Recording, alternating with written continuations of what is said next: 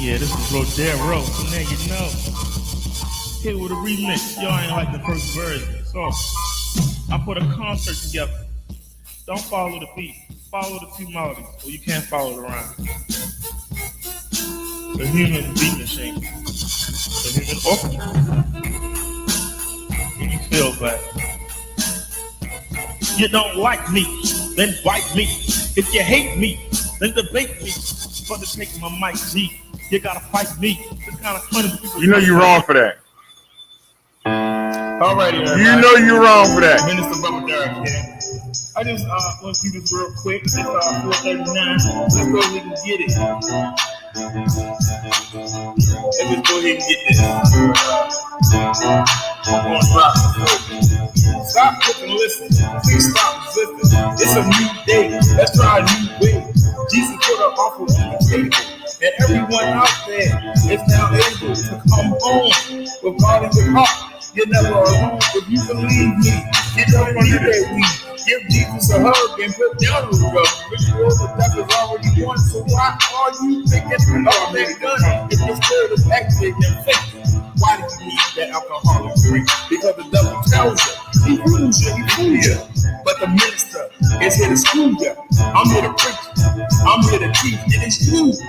I'm trying to reach through this song that I composed. When Jesus comes back, only God knows. Are you ready or are you sent heaven? Are you ready or are you sent heaven? You won't be if you follow me. I don't know what it is. Oh God, what can I say about me? You still love us sinners and you offer your grace for free. I'm not worthy, but you still search me out of a life of sin. And with Jesus' help, I know I can win. I love serving my Lord. So you listen to this relationship with God. This is the only way in. In the name of Jesus, I always pray and I lay myself. That's how I'm going to serve. I know that it's not cool to be a believer, but I'm not with my soul in the hand of the deceiver. I wicked devil. You remember what's up. Put my desires in ice and unreachable. Paradise. A day with no pain, no stress. You gave me the way, and now I'm blessed. You can test me, and the devil trust me. But baby, hell is one place I don't want to see. So stop, look, and listen. Please stop resisting. It's a new day. Let's try a new way. Are you ready, or are you sent heaven? Stop, look, and listen. Please stop resisting. It's a new day. Let's try a new way. Minister Bubba Derek. I hope y'all enjoyed that. Peace, everyone. This is Minister Bubba Derek. I'm coming at y'all real. And that's what I do. It's really hard to be a Christian in 2020. Yes, it is. Everybody seems to have a double stamp on it. And we don't get no respect in the world. We are considered weak. We are considered soft. We are considered dumb for believing in the book. But yet these people have no morals. And you see where the world is going to. We get no credit. So this is for those who are ignorant, who are remaining, who are thinking on the Jesus. Let's get it. Every day I dance before the Lord. So I stay connected to Jesus like an extension cord. I walk upon a stripe as long as my name is in the book of life. Let my light shine. Let it broadcast worldwide. I let Jesus be my guide. And if he lets me live another day, I continue to come to the people and say, stop being selfish, stop sinning, come to God, and start winning. I rule with the Lord who is in control.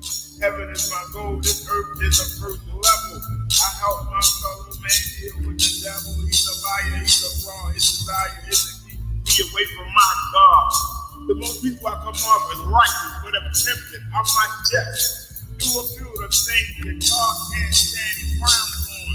Every day, I've been reborn. I've been hit with many opportunities. I cannot remain in unity with the Holy Father. Sometimes I wonder, is it worth the bother? I'm remain devout, but it feels like I'm missing out. Most other people that I meet who lie, steal and cheat, seem content while Christians like me. I'm time to spend struggling. It should be the other way around. I'm not training, but how can you tell someone who's living it up to give it up when they're posting high?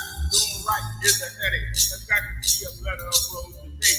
You know a middle ground between Jesus and Satan. I know who to follow. See, I'm not debating for what I'm waiting for. Satan is winning the battle, but God is winning the war. Every day I dance before the Lord, so I stay connected to Jesus like an extension cord. I walk on the stripe as long as my name is in the book of life. So let the light shine. Let it broadcast worldwide. I'll let Jesus be my guide, and if he lets me live another day, I'll continue to come to the people in the day. Say what? What? What? And start winning. Uh-huh. I roll with the Lord who is in control. In the heaven is my goal. This earth is the first level. I help my fellow man deal with the devil. He's a liar, he's a fraud, his desire is to keep me. Away from my God. Come on. There's a struggle every day to stay on course. I'm behind an empty line, so I keep the word of God as my force. My resource. Becoming immune to the negativity that surrounds me. The devil has a bounty on my head. Sometimes I dread coming outdoors. I feel like I've been wrecked before. But it's okay, the devil can play his mind game, but he can't hurt me right now. That's Spiritually. he tries to distract me physically, financially, but these things don't Mean jack to me. I turn my back to be. It's not easy. It's in, man. It's To be greedy. so always want what we can't have. A material means nothing to me. Hey, don't make me laugh. A pure Ben with the difference is all show. Because both of these vehicles take me where I got to go. But if I cheat or steal, then I lose my perfection. For a house or election, to be under the direction of a sick demon. Whose goal is to own my soul, no thanks. I roll with the Lord who is in control. That's right. Every day I dance before the Lord. For the Lord. Like an extension cord. I welcome all the strife as long as my name is in the book of life. Let my light shine. Let it broadcast worldwide. I let Jesus be my God, and if he let me live another day, I continue to come. To the people and say, Stop being selfish. Stop sinning. come to God and start winning. Minister. Brother Dan. Let's get it. Well, then let's get it. Welcome to the Minister Brother Derek Show, and I am Minister Brother Derek. I just want to say that I love Jesus, and that's the title of this song. Well, come on in. I love you, Jesus. We'll follow you wherever you lead us. I love you, Jesus. I love you, Jesus. Don't let the devil deceive us. I love you, Jesus. Can't get enough. Hey, I love my Jesus.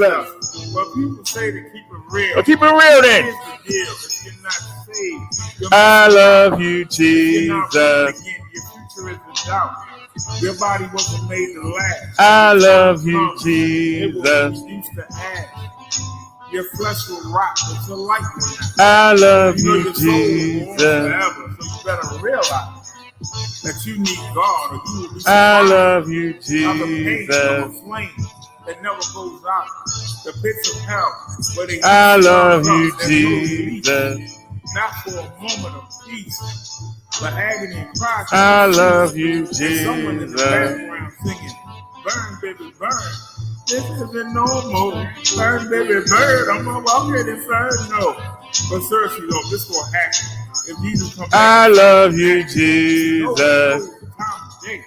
But if you follow His word, it won't matter. I love you, Because in heaven, Jesus. no one will ever be sick. If Jesus comes back, see, no one knows the time of day. But if you follow His word, it won't matter. I love you. Because in heaven, no one will ever be sick or dead. So in this realm, I show no fear. What they going to kill me? Make me a martyr? Oh, no. Wait a minute, I'm doing something wrong. So keep smacking. Keep smacking. Keep on shacking up. But get caught napping in this big is up. That's what it was. Where the Bible from? Turn yourself up by yourself. Follow you wherever you lead us. I love you, Jesus. What happened?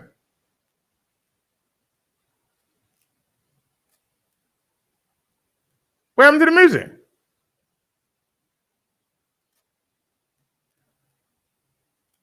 Why did the music stop? Hold on a sec. Why did the music stop? What is going on here? It seems like we getting hassled here. Something ain't right.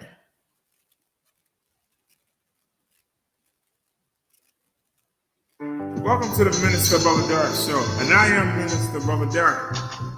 I just want to say that I love Jesus. Somebody trying to mess with my flow. I love you, Jesus. I'm making everything go wrong. It ain't gonna work. We'll follow you wherever you lead us. I love you, Jesus. Hey, Nia. Happy Nappy Saturday. Don't let the devil deceive. It is the day of rest. You don't do anything on Saturday. Can't get No enough. working, I love my Jesus. no playing. Well, people say that. But we're going to worship tonight. But here's the deal. If you're not saved, I love you, you're not Jesus. born again. Your future is in doubt. Your body wasn't made to last. When your time comes, it will be reduced to ash. Your flesh will rot, but your light will not. I love You know, you, your soul will go on Jesus. forever, so you better realize that you need God, or you will be surprised by the pain of a flame that never goes out. The pits of hell where they I love you, there's no peace. Jesus. Not for a moment of peace, but agony and pride. I love you, Someone in the Jesus. background singing, "Burn, baby, burn.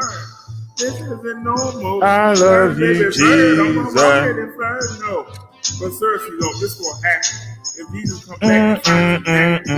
No one knows the time of day, but if you follow the word, Hey, it Ava. doesn't matter anyway. Because in heaven, no one will ever be sick or shed a tear. So in this ground, I show no fear. I love What you, gonna do? Kill Jesus. me? Make me a martyr? Give me a head start? Put me on the fast track? I love you, Jesus. Keep stacking. Keep on shacking up. But get caught napping. I love you, Jesus. And I just want to say, I love you, Jesus. I know you need us, Jesus. Follow you wherever you lead us. Go anywhere you want me to go. I love you, Jesus. Bless us today while we worshiping you on this Don't show. let that devil deceive us. I love you, Jesus. If you think that witnessing to your neighbors is weird, think of foreign country respect you. I love you, Jesus. People who don't know God, only looking for purpose like the Alabama. I love you, Most Jesus. Americans believe in one Lord, one superior being. Hi, Angela. Christians I are love so you, by the Jesus. nation, but we spend our time. It's time to turn the clocks back. fulfilling the desires I of love our you, flesh. We Jesus. won't give Jesus our best effort, but we ask for blessings that we don't. I love you, And you wonder Jesus. why our prayers are not heard. In church, you put down those you really admire. You know you have a desire to make that easy money, drive the fancy car. I love you, When you Jesus. enter the bars and clubs, deep down, your spirit isn't for God or His ways. So why should anybody listen to a darn thing you say? I love you, Jesus. Follow you wherever you lead us. I love you, Jesus. I love you, Jesus. Don't let the devil deceive us. I love you, Jesus. Hey, I love you, Jesus. We'll follow you wherever you lead us. Let the Holy Spirit lead us. And one more time. I love you, Jesus. Oh, right, y'all, let's get it. Let's get to the Bible study. The minister, Brother Derek Show. Let's get it.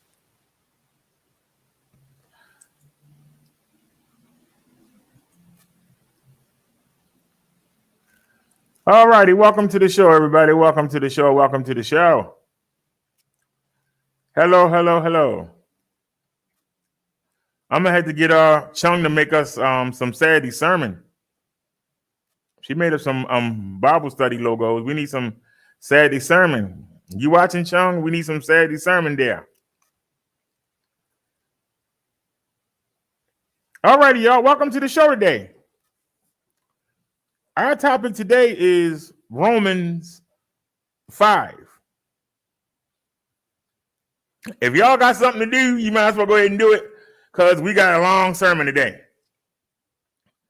We're going to look at Romans 5 all the way up to chapter 9. Then we're going to look at some articles. What is our topic today? Our topic is the continuing. First of all, this light getting on my nerves. Hold on a second. Can we take off some of the white? You got me looking like a ghost. It's amazing how I can't see it. Any other time it's in my face. There it is. Can we tone that down, make it a little, yeah. They're a little bit better. Or should I turn the light off? No, it's still in my face, making me like a ghost, like, ooh, I'm coming to get you. Got my hands looking all white. Anyway, I toned it down a little bit. What if I back out of it? No, it still got that. See if you're blocking it. See, that's flesh tone. When you take it out, see how I put that light on me? Anyway, the phone, believe it or not, I don't have a clock. All my clocks are on the phone or the TV, so we don't have a clock. I might have to set the clock on the microwave. But when I'm in the kitchen cooking, I have a phone on top of the microwave, and I'll be listening to the scam baiting shows while I'm cooking, or JD from New York or something. But our topic today, we're going to go to Romans 5. Actually, Romans 5:8 is really the topic, but we're just going to go to Romans 5 so we don't miss anything. I'm trying to teach you to have a relationship with Jesus. Trying to teach you to get him to activate your Holy Spirit. Trying to teach you to let him come into you and do what he wants to do so that you can be acceptable to God. So that when you pray, God will actually pay attention to what you're saying. Because in the state you're in now, God ain't paying you a bit of mind. He can't stand sin. He can't stand evil. And while you think you can go do something that he can't stand and then go, hey, Lord, how you doing? Don't work that way. But you got preachers telling you, patting you on the back, yeah, go ahead, keep doing what you're doing. Keep doing what you're doing. Yes. God doesn't like homosexuality, but don't worry about it. Go ahead, go ahead. You know, God doesn't like child molestation, but you know, you ain't doing nothing wrong. Long as you keep on. Keep on letting people tell you what they want to tell you. We go from the lips of Jesus. Not from the lips of no pastor. Not from the lips of no rev. No imam. Priest.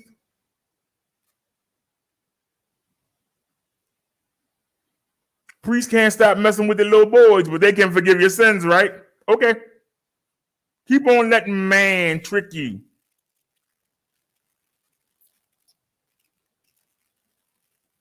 The things that I teach you, I show you as we go. If you're still not convinced, look it up for yourself.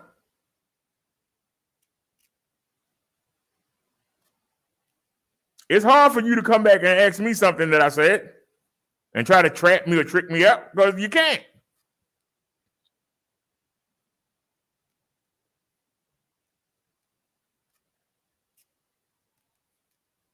I'm not going to teach you anything that ain't true. That's why we've been doing this for years, and ain't nobody been over here been able to mess us up. Nobody can cross us up. I want you to have a relationship with Jesus. That's it. I ain't asking you to get me a jet. I'm not going to sit here and tell you that I can get you a husband. I'm not going to tell you, throw some money on the altar. Our altar is the PayPal and the Cash App.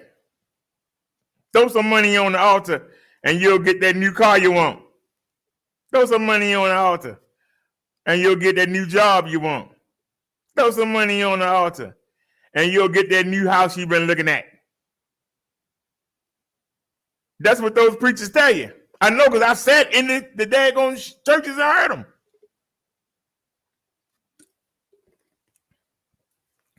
Passing around the pay envelopes. Now, I'm not going to say that you shouldn't tithe because you should. But 10% of your income. 10%. 10%. If you make $500 a week, you should tithe 10%.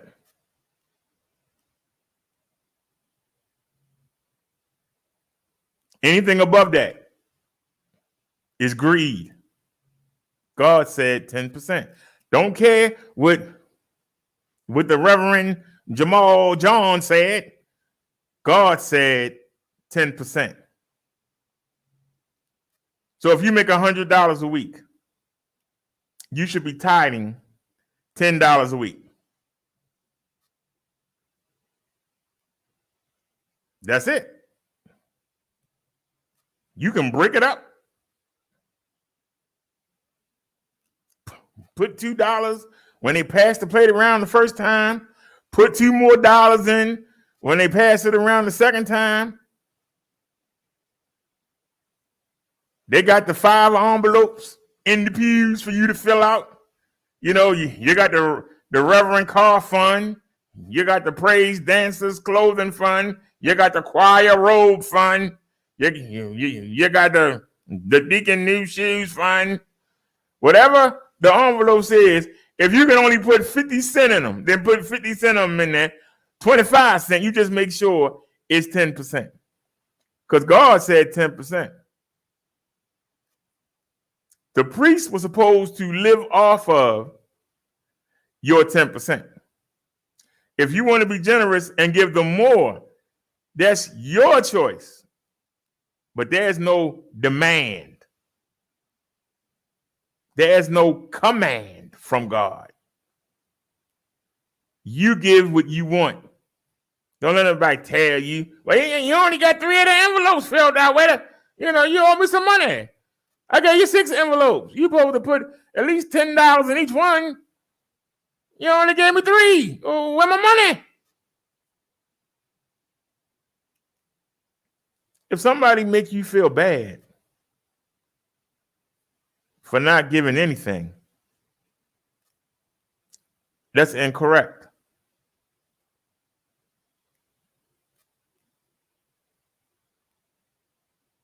Because unfortunately, the gift of grace is free. Some people will never carry their own weight. That's why we're responsible for our neighbor. Because truth of the matter, I'd rather have them hiding in the back of the church and not putting anything in anything than have them having a gun in my head while I'm at the ATM, rather than them doing a home invasion on me. Okay? So when you look and you see, you know, we doing stuff and they not doing nothing, the fact that they there anyway means they ain't out there doing harm to somebody. That's a blessing, because they could be out there trying to kill you. At least they are coming in. So when you see the people in the back of the church, turn around and wave at them and turn back forward and get the sermon. But you can wave at them, acknowledge them, because like I said, they could be out there getting high. They could be out there making more children they can't take care of. At least they are hearing the word. They might not be contributing to anything, but at least they not contributing to the crime out there. So some people will always get over. They won't be blessed. They're going to have drama, hardship, heartache, never going to get right.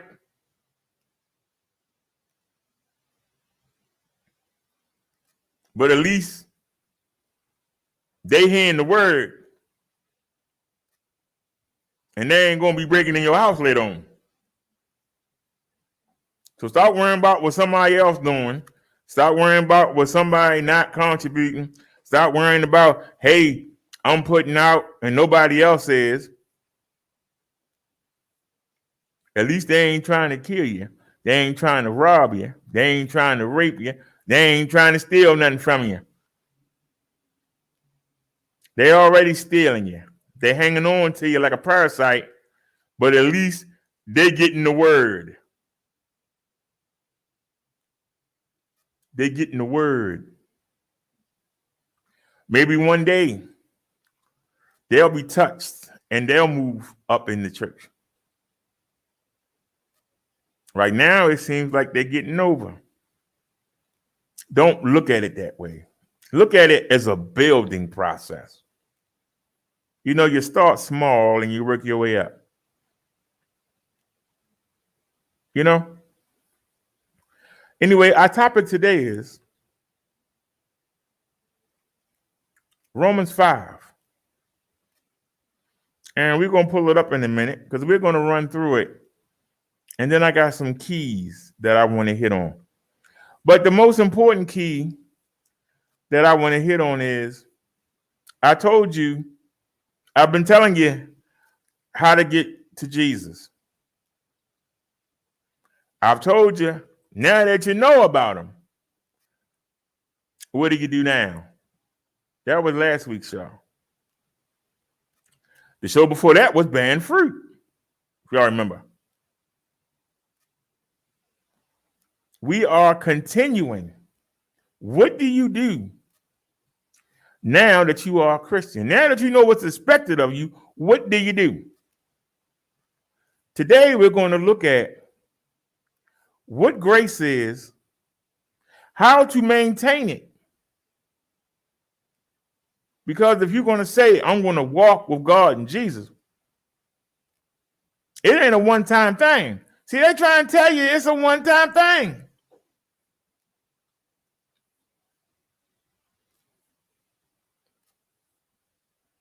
When I used to go to the evangelical church, they used to always say, John 3:16, John 3:16.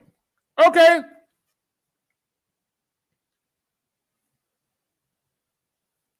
What people don't realize is John 3:16 is a very important verse, but not the way it's being used. People use it as a cop-out. Well, John 3:16 says, as long as I believe in Jesus, I ain't got to do nothing else. My sins are forgiven. So I can keep doing what I'm doing. I can keep cheating people. I can cheat on my wife or husband. I can go mess with the little churns. I can go rob the banks. I can go sell poison to my people. As long as I say that I believe in Jesus. John 3:16. I'll be forgiven. That's a daggone lie. It's a L-I-E. It's a lie. When you think that way, you act like Jesus and God owe you something. They owe you nothing. You know, I'll go ahead and mess up, but you know, I'll just go and say, hey, you got me. I'm going back to do it again. It don't work that way. There is a chain. There is a connection. You must maintain that connection.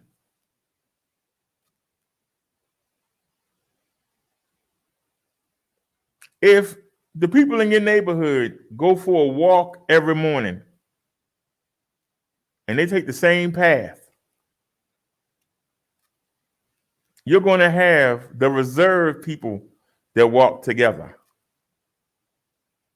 You're going to have the wild people that walk together. You might have the elderly that walk together.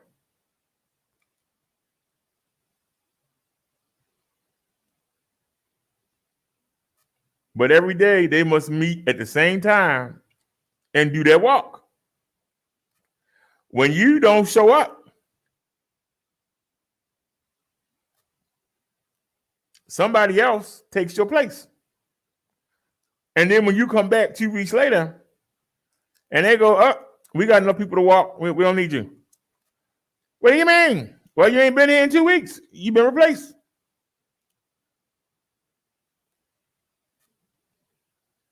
This is what happens when you assume that because you heard the word and you acknowledge Jesus, and then 2 weeks later you forget about him until somebody remind you or something bad happened. And then you say, oh yeah, well, I can go to Jesus. You got to start all over again. Everything starts all over again.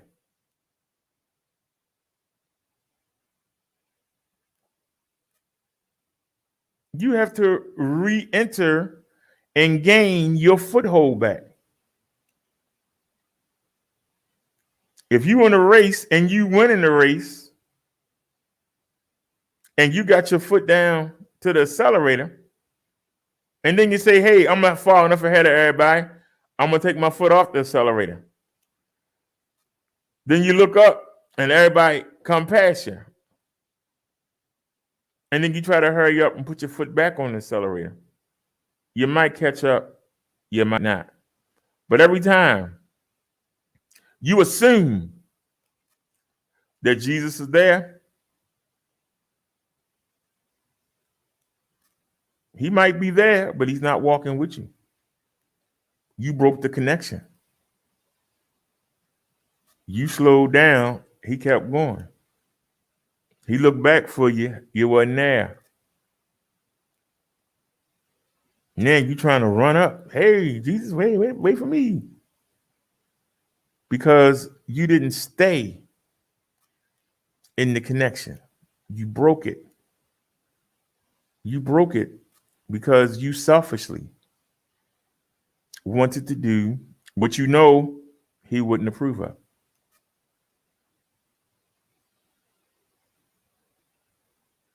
We learned last week, what does he do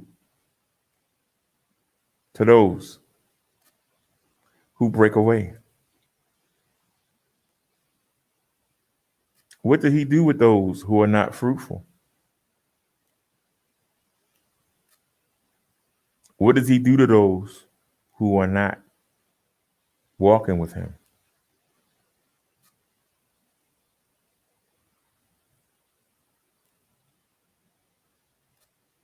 What does he do with the branches that's not bearing good fruit?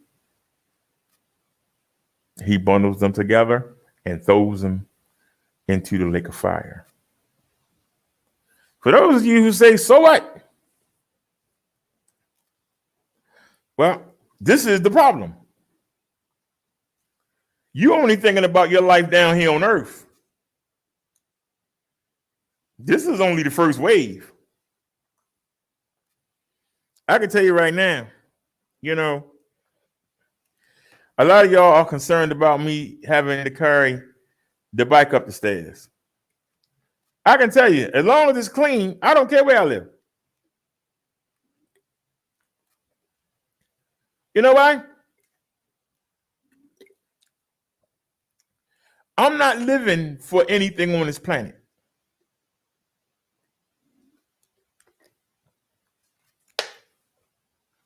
Now, don't get me wrong.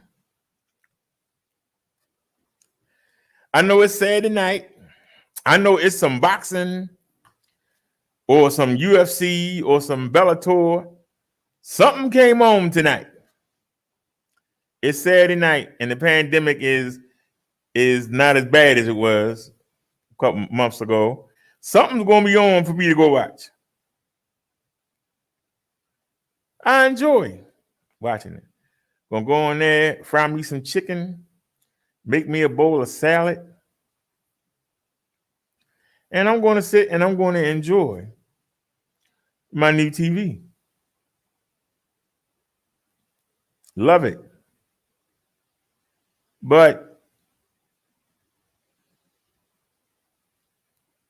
versus not being able to go, I could care less if I never saw TV again.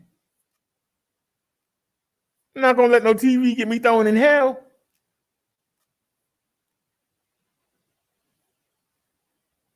Y'all know that we got a new phone 2 days ago. I'm sorry, I got it.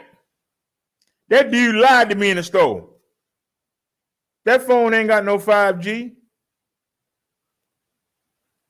And Samsung stopped carrying, they stopped updating the camera. As of, I believe, March of 2020. So if you on Android 11 or 12, you can't do nothing. The phone won't connect to the camera. That's what we got it for. But I didn't go in there to get a phone. I went in there to get a SIM card for the S8. Now, we had dropped the S8, and it got some cracks in it, but whatever. But we went in there to get a new service that wouldn't cut off. Remember, the camera kept cutting off. It kept cutting off. That's the reason that we went in the store to try this service to see if it could do better. We've always had problems with y'all onboard antennas and everything. Y'all remember? Because they had the unlimited hotspot. Well, now the plan I got now is the same price as what we had before. We don't have no hotspot though, but we got Wi-Fi. So really don't need it. I got an email from Xfinity today, and it happens at the beginning of every month where they tell me that I owe them $10. Today, they sent me an email saying I owe them $10 for last month, and I'm gonna owe $10 today. So I pulled up. They talking about that I have 2 things on the EBB. That's a goddamn lie. We had the Obama phone since 2017. So how is that an EBB? We've had the Obama phone since 2017. The pandemic didn't happen till last year.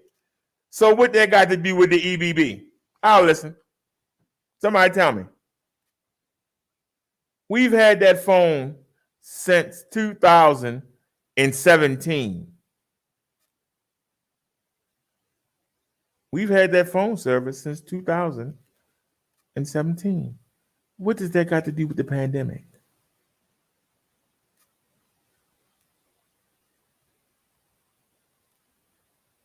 But see, that was the devil trying to get me riled up before the sermon. I went on the website and it says, I owe nothing in projected payments. Nothing. So why did we get an email saying that we owed them $20? And then we're going to owe $20. Why do we get an email?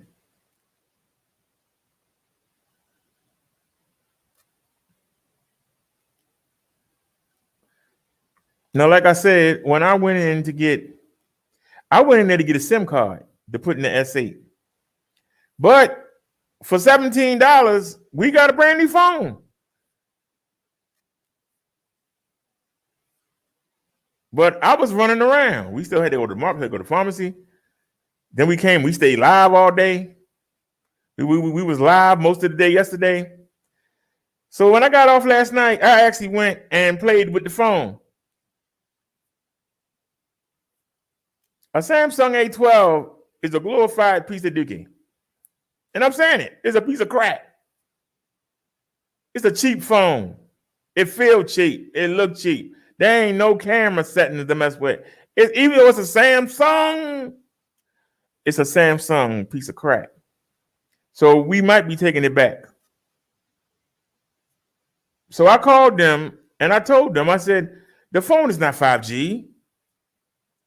It got 4 cameras on the back, but there ain't no settings for them. It can't do 4K, 2K, your mother K.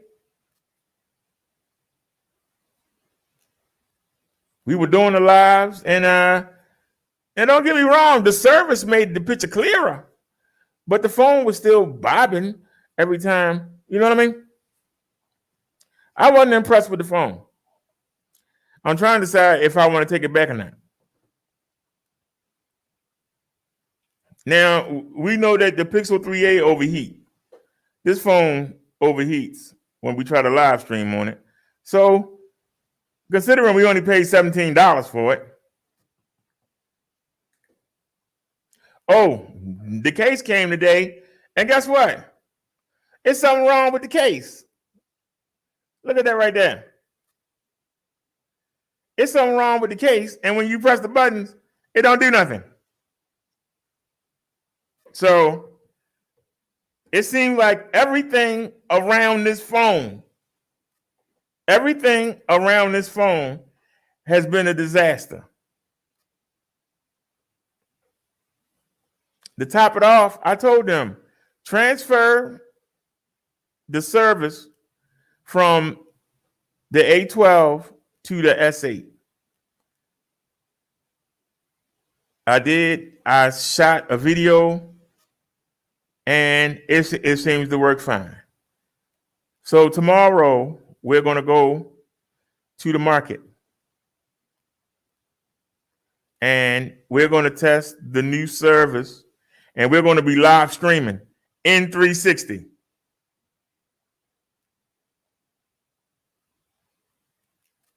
Now the selfie stick, they changed the date because y'all saw me order it. I ordered it live. They changed the date till next Saturday. That's too long. So I canceled it. And I'm still trying to find one that I could get before tomorrow. Y'all might say, well, what's so important? Because you need something to hold it with. Now I can hold it in my hand. But what's the purpose of having 360 if I hold it in my hand and on one side you just seeing my chest? But if I can hold it up, you see everything. You all understand? So basically,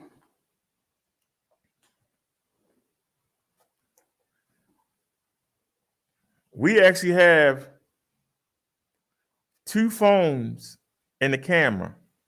Now we'll be able to just do one camera and one phone. because the S8 will power the camera, but I'll be able to see the chat on the S8. So we don't need the third phone to see the chat on. Remember, we were live streaming on one phone. We were recording on the camera. Now the whole live stream is going to get picked up by the camera. When we get someplace, I'm going to have to take the 360 camera off the bike. And you got to have something to put it on. We got a selfie stick for a phone, but we're not going to be recording with a phone. We're recording with the camera. That's why we needed a selfie stick for the camera. So now we're going to be going tomorrow to the store, and I was hoping that the selfie stick would be here.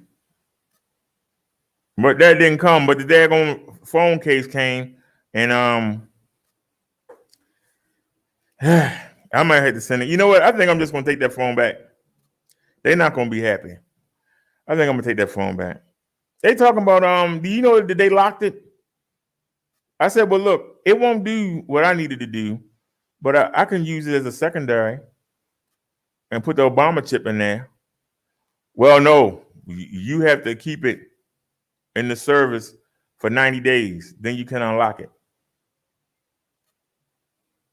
So they got the phone locked. Now I can put the Wi-Fi on there and use it, but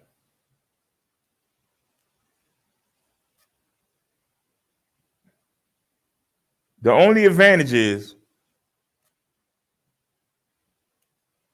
I'll put it up in the closet and save it for 90 days because it'll be a good secondary. What I mean by secondary is if for some reason the power banks died and the 360 camera battery died and the S8 battery was low, I could use that to record on. We can't do that with this phone. With this phone overheat. Y'all can Google it. Pixel A3. Phone overheats. That'd be the only advantage, but I don't even care.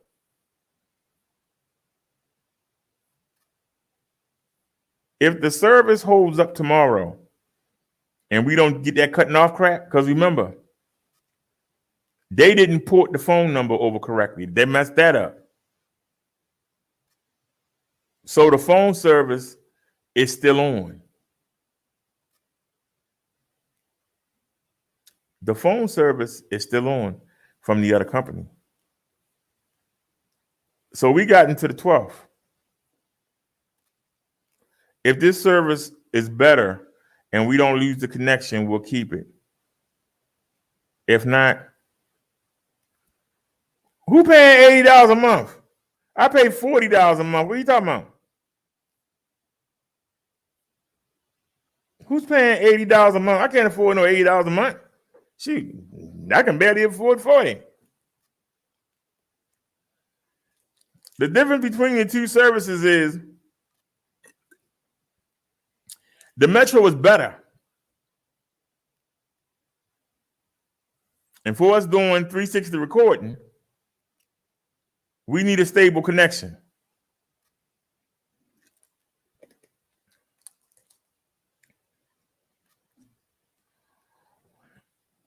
With the activation fee and the new SIM card, it would have cost 50 something, and including the first month. It would have cost 50 something. We got a new phone for 80. That's not $80 every month. That's a one-time payment.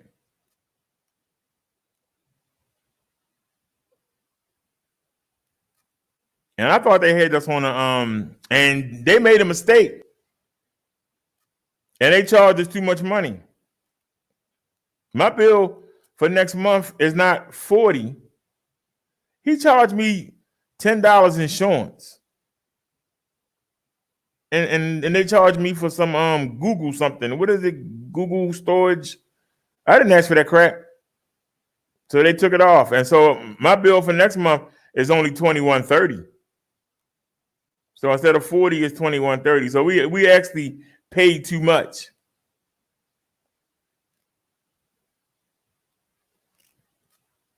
So like I said, when you add all that in there, I think we only paid like $17 for the phone.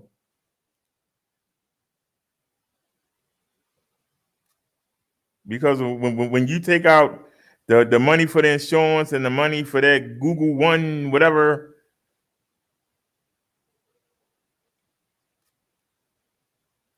I said, and they were charging me for something else. It was something else they charged for. I didn't ask for that crap. That's why I said that guy knew what he was doing. He suckered me in. But we still got a new phone, even though we didn't need it. The problem is the phone, Samsung stopped updating the camera. That's what the issue is. They stopped updating the camera. So we can't use the new phone because the phone doesn't have image stabilization. Those of you who watched us do the phone search back in the summer, the number one thing we were looking for was what? Image stabilization, optical stabilization, electronic stabilization. That's what we were looking for. Phone don't have it. Why would Samsung put out a phone with no optical stabilization? The camera on here is cheap.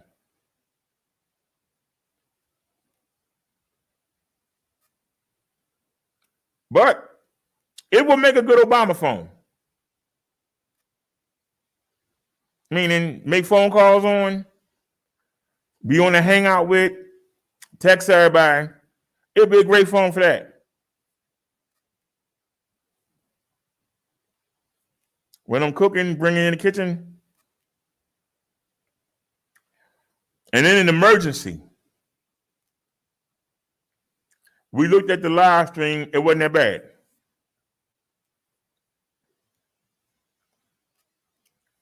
But we're going to be in 360. We're going to be in 360. Now, the upload for the Verizon was trash. And y'all saw it. The upload was trash. When we're using the 360 camera to run live, we're not downloading stuff. We are uploading. We're not downloading. We are uploading. If you have a good download and a terrible upload, you can't do nothing. Does anybody understand what I'm saying? If you have a terrible upload, like right now, we're uploading to YouTube. We are uploading. If the upload is bad, it's going to mess it up. The upload for Metro PCS in this area, the upload is 26 gigabyte. The upload. On the other company, even with when I had the antenna set up, we were lucky to get 7. So if the phone, like I said, you need to at least maintain 2 or 3 gigabyte. The fact that it's doing the 20s in the upload, not the download, the upload.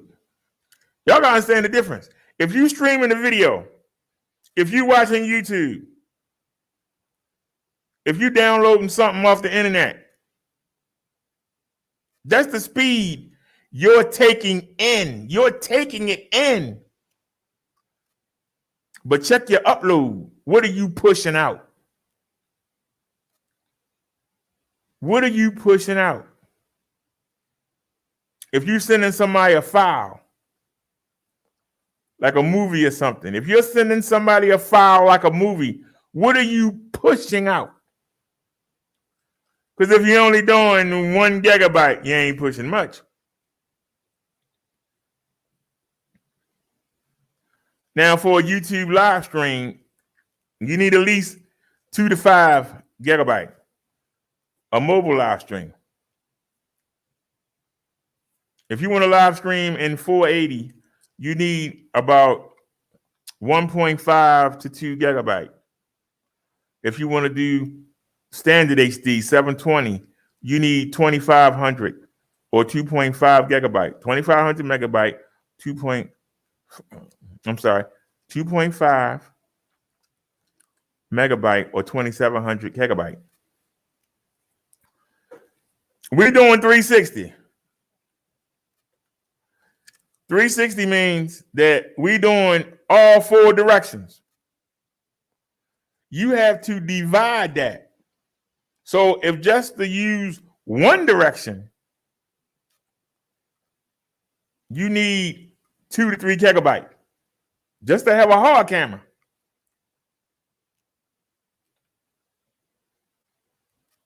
We got an angle here, an angle there, and here. We got the whole coverage.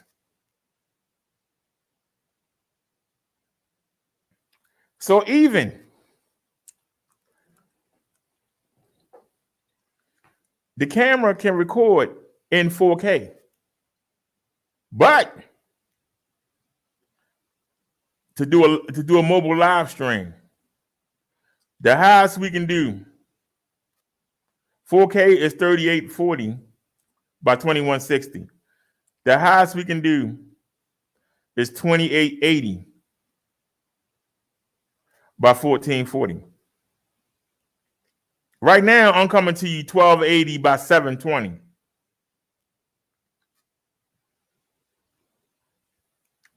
Some of you might say, well, 2880, that's a lot better than 1280. Yes, it is. But guess what? It's split 4 ways. So that brings down the quality a little bit because it's split 4 ways.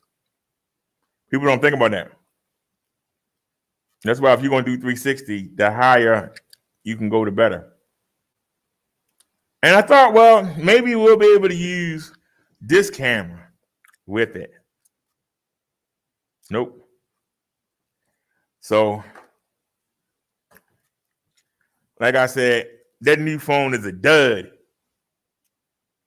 So, like I said, I'll probably. Here's the problem, though. If I take it back,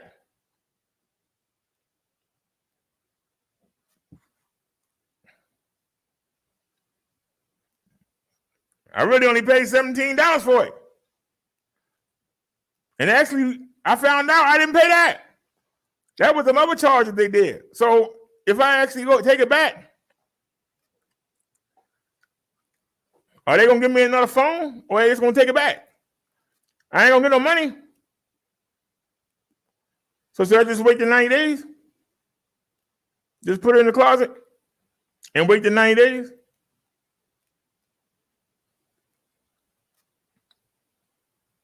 It would be a good backup phone, but it's not going to run the camera. And that's the problem. I think it would be a good replacement for the Pixel, the Obama phone. But by being the Pixel, it's not going to run the camera because it's a Google phone. But like I say, it overheats when it gets hot. When we try and live stream, sometime it overheats.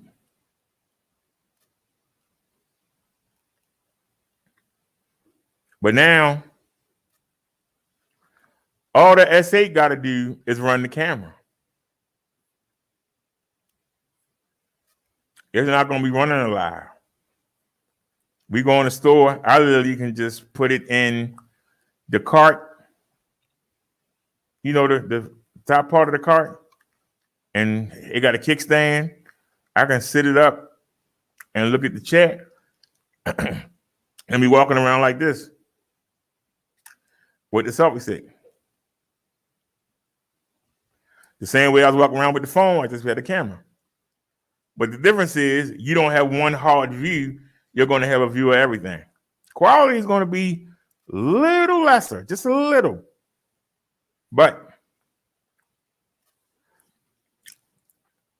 the real test is going to be when we go to the far side of the market where the eggs and cheese and the bread is, that far corner. If it don't cut off, we know we got a winner. And if that is the case, we'll stay with the service. We go somewhere on the 9th. Hold on a second. We go somewhere on the 9th. Wait a minute. We go somewhere on the 9th. Where's the calendar?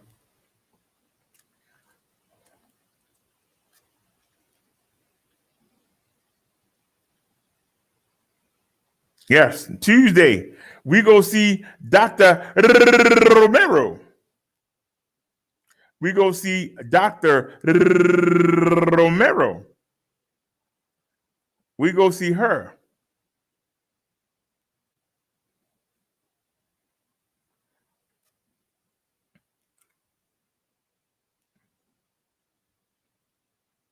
What time is the appointment for Dr. Romero?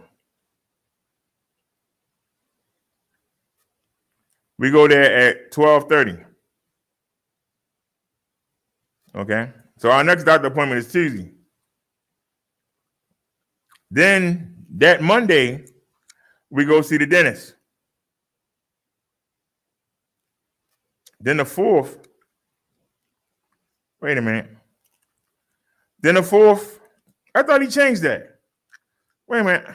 I don't think we go there. I think they changed that.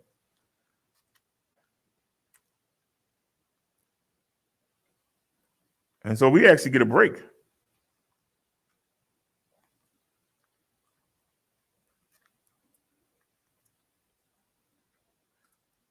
I see Dr. Sheik the 19th of January. Dr. Epstein again the 2nd of February. All right. Good. These daggone doctor appointments was weighing me out. I ain't gonna try and front. The appointment was weighing me out. Yeah. But yeah, like I said, we paid nothing for it.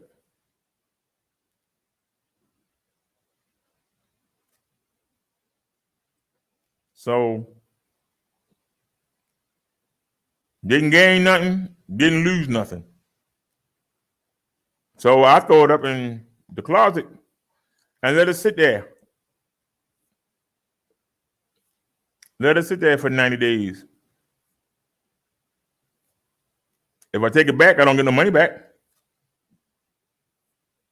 If I try to change it for something else, it's gonna cost more money.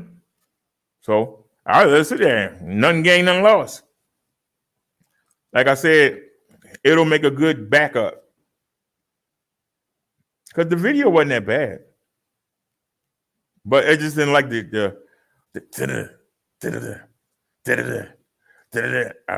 I don't want y'all to see that. And that's the one thing I noticed about the phone. And I looked online and it said it doesn't have image stabilization. But in an emergency,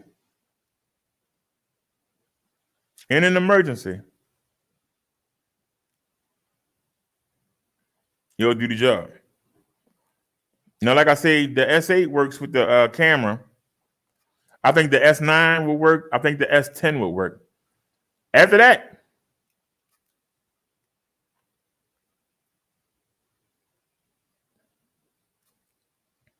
nothing else worked with the camera. Why Samsung stopped updating it, I don't know. But you know the same way, if you buy a phone from them, you only get updates for 2 years. and then they stopped because they want you to buy another phone. Well, they totally got out of the camera thing, but like I say, out of all the cameras we tried that posed the live stream, that one actually worked the best, except when we went inside buildings, and that wasn't the fault of the camera. It wasn't the fault of the S8. It was the fault of the service, and we got a better service. Now, it'd be nice to have that unlimited hotspot, but we got Wi-Fi. What do we need unlimited hotspot for? If the phone, because you remember the ZTE, this phone, it wouldn't do the YouTube live stream. We would have had to get one of these pieces of digging, one of these crapolas, and put it on the hotspot and do the YouTube lives. So we don't need hotspot anymore. We got Wi-Fi. What we need hotspot for? So anyway, Mud Duck took us off the topic. But it was something that was burning in me because I've been fussing them out all day. They so afraid that you're going to get a new phone from them and then take it somewhere else, that they're making you stay at least 3 months before you can unlock the phone and take it somewhere else. They let you know that it's not a Verizon. It's not an AT&T. That's just ghetto. That's ghetto like Cricket. I guess pretty soon they're going to have an armed guard at the door too, like they got at Cricket. They let you know that's the ghetto, the bougie phone service. But if it works better than Verizon, we've had problems. Y'all know because of that hotspot, I've been putting up with a lot of stuff from Verizon. We've been putting up with a lot of stuff over the years. Anybody that followed the show. Well, we were using it to run the show. Now that we got the Wi-Fi, we don't have to use a phone to run the show. And to be honest with you, I don't see a reason for it. But I could run this show in 362, but it'd be too confusing for you. Because all you would have to do, if I was to set it up, all you would have to do is, when I'm showing you something, you would have to turn to the monitor. If you wanted to see me like I am now, you just would turn, you would just take your finger or take your mouse and go around. But I think it'd be too confusing for people. The 360 on the mobile live is going to be confusing enough. But like I said, I did a test last night and it didn't stutter or anything. The real test is going to be when we're moving. So if this service holds up, it's worth the money we spent. If it don't hold up, we still got to the 12th.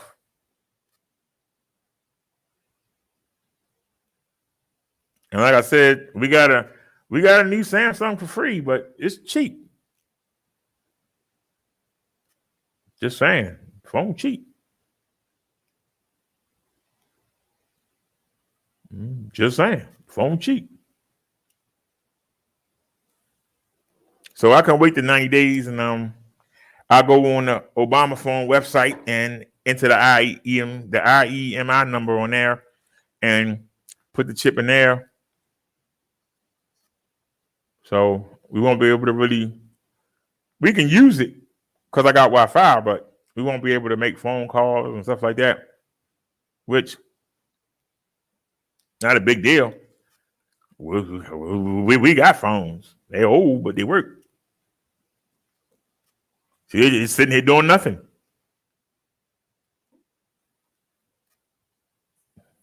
Because we keep trying to buy used and keep trying to buy cheap. But in this case, the S8 was a winner. The S8 was a winner because it came out the same year that the camera came out. And they stopped updating it. It's on Android. It's either on Android 9 or 10. I have to go look. Android 12 just came out. So 11 is not supported. 12 definitely not supported. The Pixel 3, because it's a Google phone, they update their phone for 3 years.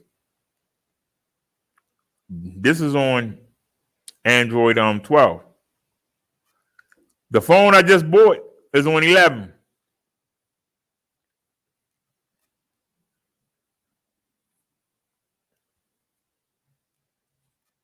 So maybe it'll be on 12 by the time we can really use it.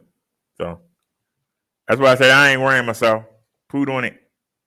The important thing is, can we get a good 360 mobile live? That's the goal. And we've been trying to do it since 2017. A lot of people will put up a video in 360. They'll do a live stream like I'm sitting here right now, but they won't do a mobile live stream. Very few. Because it's work. You need resources. You need things. And so that's why we do it. Nobody else is doing it. And hopefully it'll draw some new people in. When we at the doctors in 360, when we riding around in 360, instead of y'all having to wait for me to come back and show it to you in 360. Like the next time we go on a trip down to the waterfront, you'll be able to look at what you want to see. Not have to wait till I get back to the house or the next day, and then I show you the footage.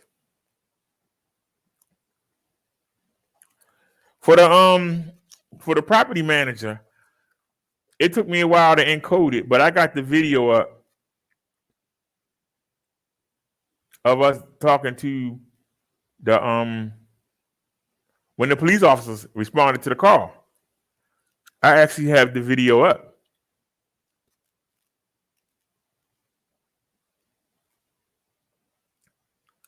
We have to make a new window anyway. So if y'all want to know what I'm talking about, all you gotta do is check out the video. Now, I didn't put it up for y'all to watch. I put it up for him, but y'all can watch. It wasn't my intent. It's an upload. Where's the upload? There it is. It only got 16 views. Shame on y'all. No thumbs up. They need to clear the building, Brother Derek. They need to go in and knock on the doors and make sure everybody's okay, and nobody's been broken in on. I called the police 15 minutes ago. I don't know what's going on here. Now everybody said the video was dark. I don't know if anybody in there shot or murdered. I don't know what's going on. Right here. Where you going? Hey. PD, Yeah. I will let you go. Okay. Bye, everybody. Okay, right on going.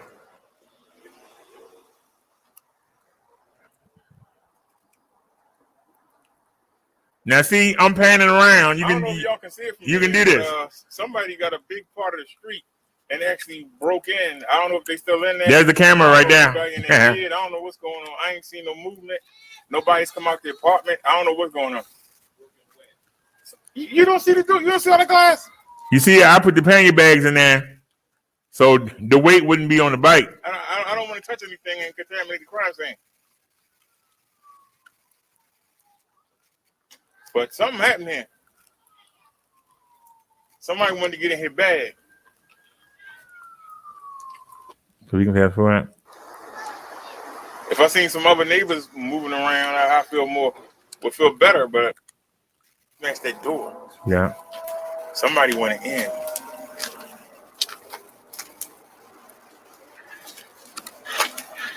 I called the emergency number. Hey, hello. How many times you gonna pay for it? Cell phone, I'm putting it away. Don't shoot. Hi, I got home 15 minutes ago. And this is what I found. And I don't know what's going on. Is somebody in there hurt? I don't know. I haven't seen any movement.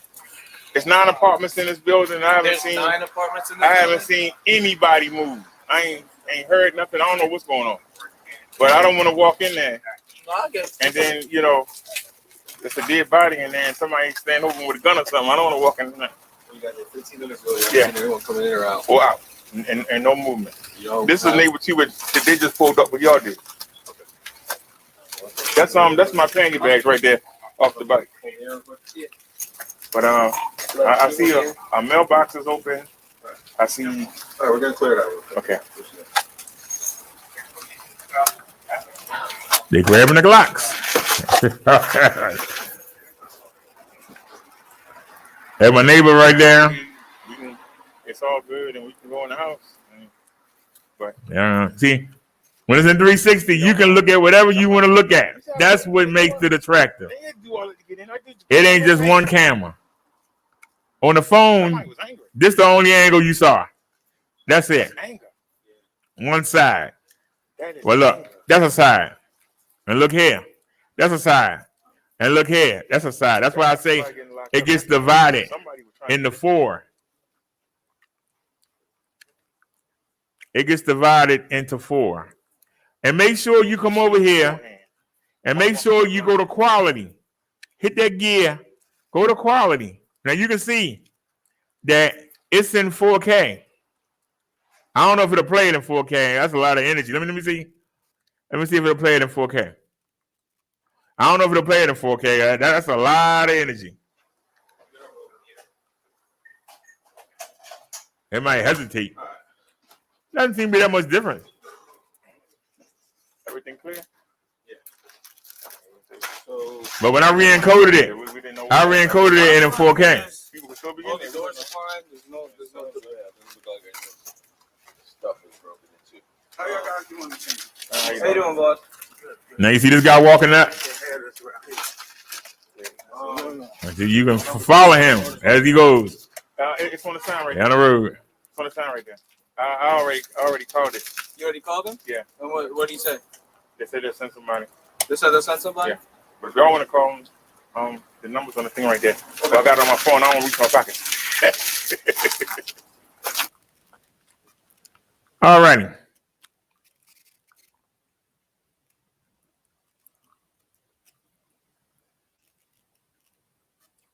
No, I'm gonna get back to it. Hungry. Go to the bathroom and get back to it. No, the sermon ain't done. But we just got sidetracked. That's what happens sometimes. You get sidetracked. But I just wanted y'all to see, what makes it valid.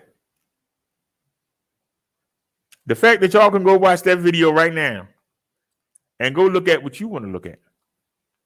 Not what I want to show you, but what you want to see.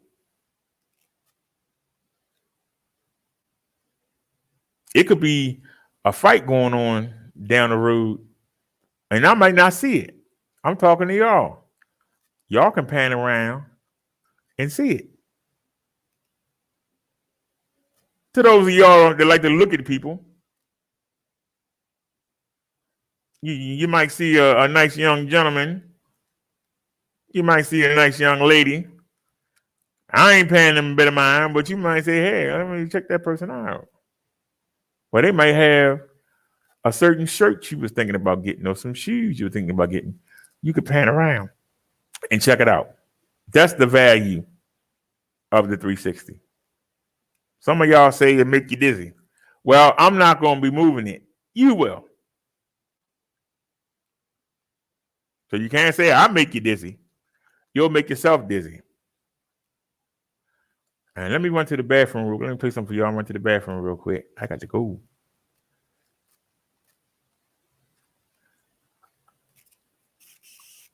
Oh, yeah.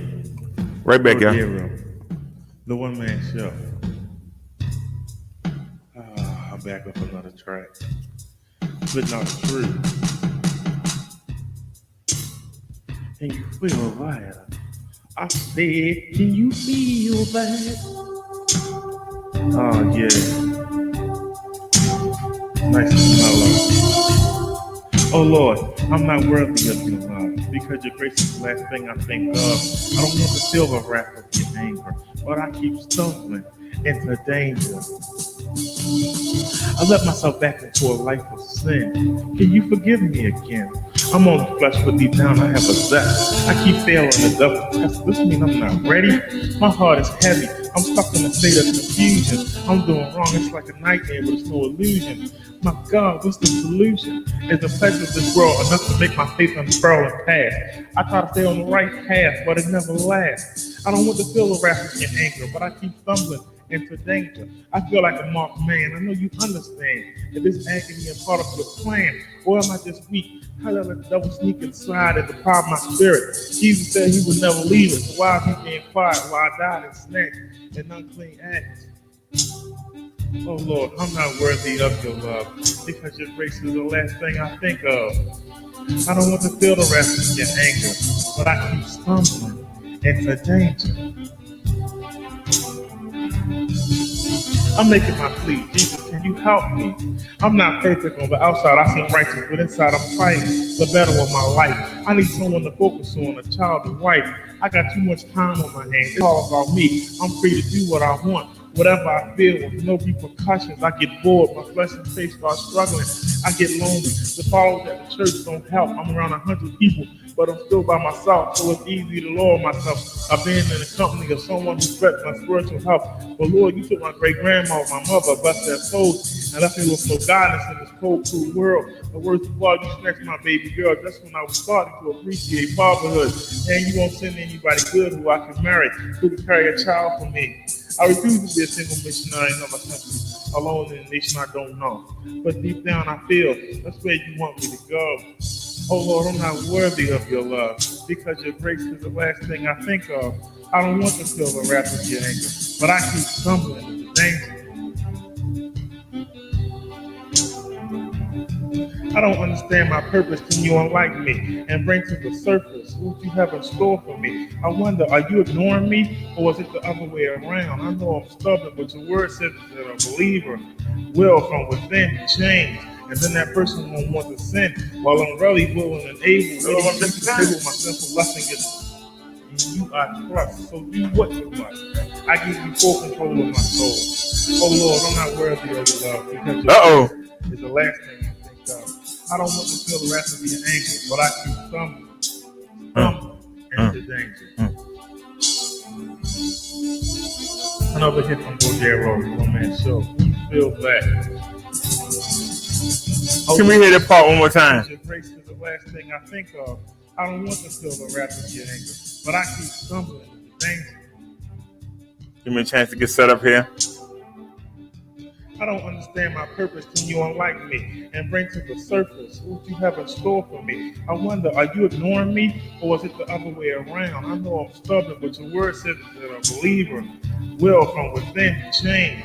And then that person won't want to sin while I'm really willing and able, ready for you to table my sinful lust and get you are Christ, so do what you must. I give you full control of my soul.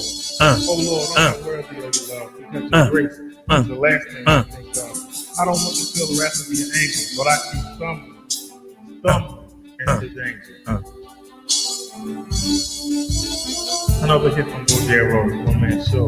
Feel that. Hope this touches you in some way. I'm out. Praise God. Never forget. That's you.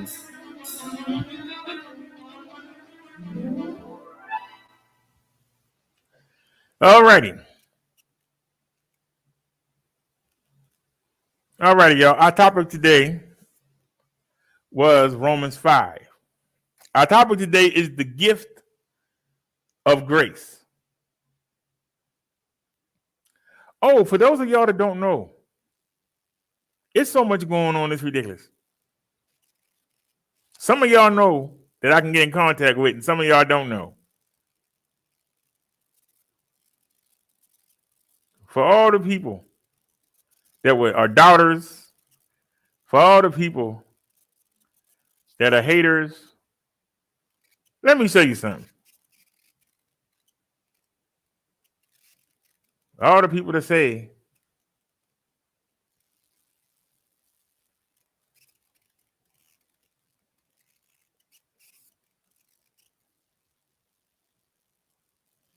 I got off the show yesterday.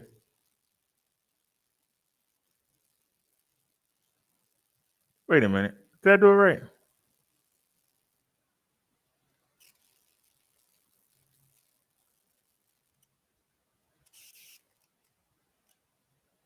All right. Stop screen sharing. Go to downloads. For those of y'all that don't believe,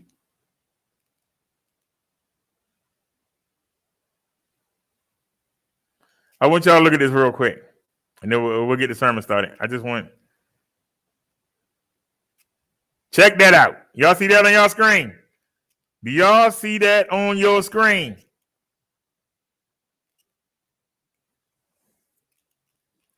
That's my sugar reading.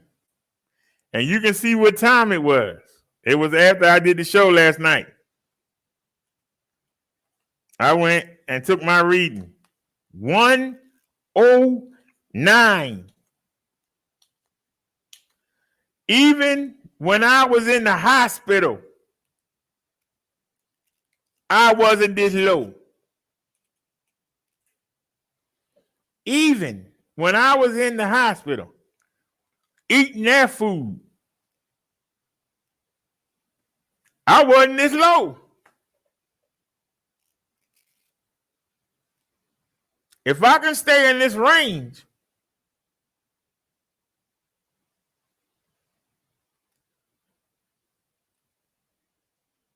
I might can get off the insulin. Is this a one-time thingy? We don't know. But now we see it's possible.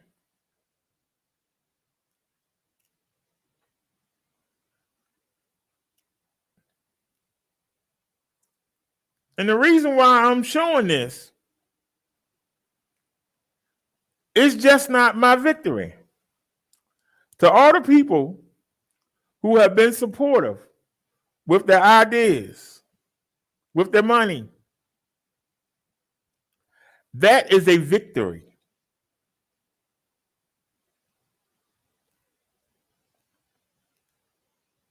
For everybody that helped out with the sugar-free drinks,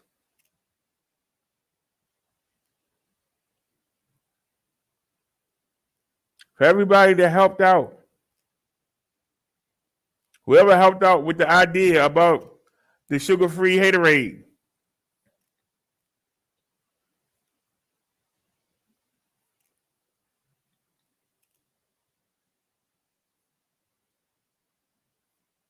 to the people that helped me get to the salad. And I'm kind of ashamed of myself because I went and got 2 pieces of fruit. I should have made some salad.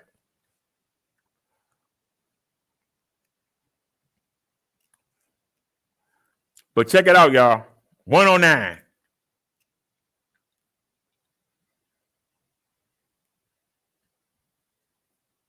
I have never seen a reading that low in my life.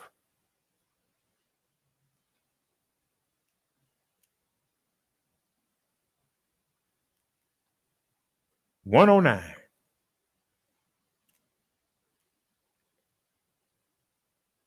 I said 109. All right, let's get to the sermon. This is a collective victory.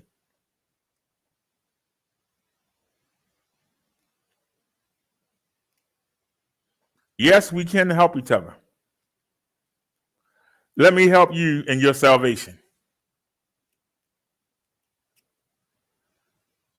Let's get to the sermon here.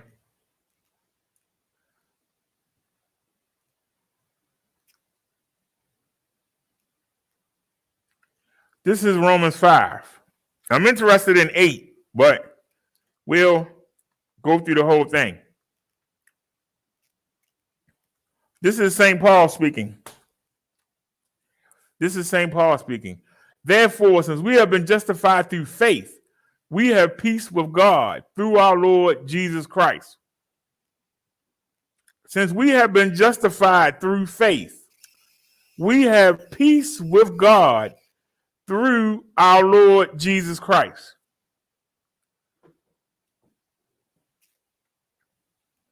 Through whom we have gained access by faith into this grace, which we now stand. And we boast in the hope of the glory of God. Since we have been justified through faith, we have peace with God through our Lord Jesus Christ. This just backs up what I've been telling you for years.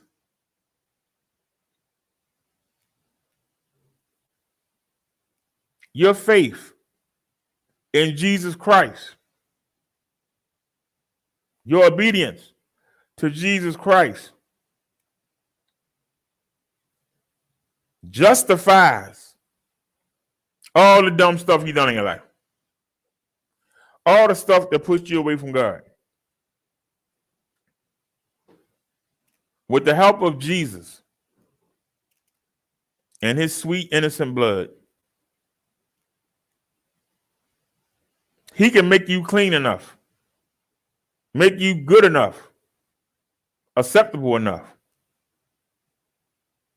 to be in the presence of God.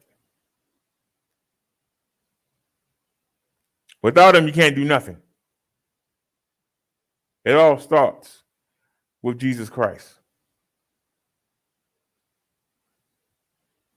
We gain access by faith, not by works, not by energy, not by money, not by strength. Faith.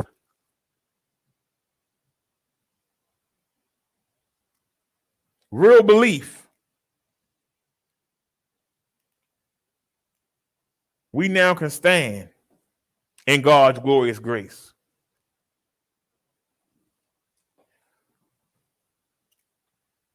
And we can boast in the hope of the glory of God. Not only so, but also glory in our sufferings. Because we know that suffering produces perseverance. Perseverance, character. And character, hope. And hope does not put us to shame. Because God's love has been poured into our hearts through the Holy Spirit, who has been given to us.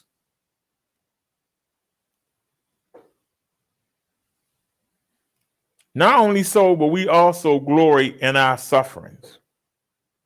What does that mean? It means we don't mind suffering. We don't want to suffer, but we don't mind it because it produces perseverance. Perseverance builds your character up, makes you stronger.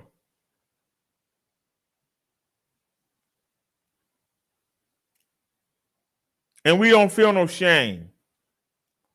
And I'm going to tell you something. I gave you an example on the last bike ride. It was a four-way stop sign. You're supposed to start with the right, but one person go at a time through the stop sign. We let two cars go, right? We didn't just let one person go. We let two cars go from the same side. We let them go, and then that was ours. Then we went. We let everybody go where they had to go. And then we went, and the dude sped right through the stop sign and almost hit us. Then the dude pulled over and waited for me to pull up and say something. The people that were outside were probably thinking I was going to run up the same way they were thinking. Was going to ride up to that window and say, hey, what's the matter with you?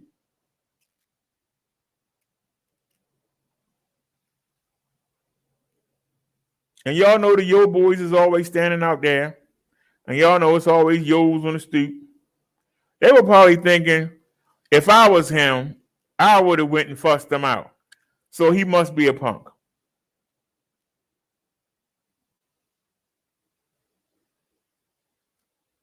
And see, if I cared what those people thought, I would have had to go say something to them, which could have led to an argument, which could have led to somebody getting hurt or killed.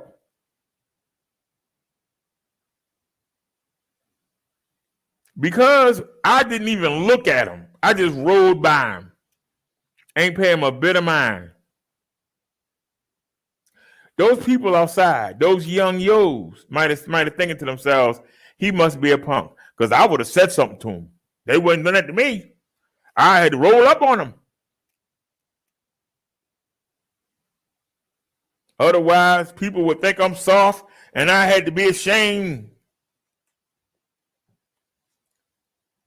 I didn't feel no shame. Because what do? We look at people every day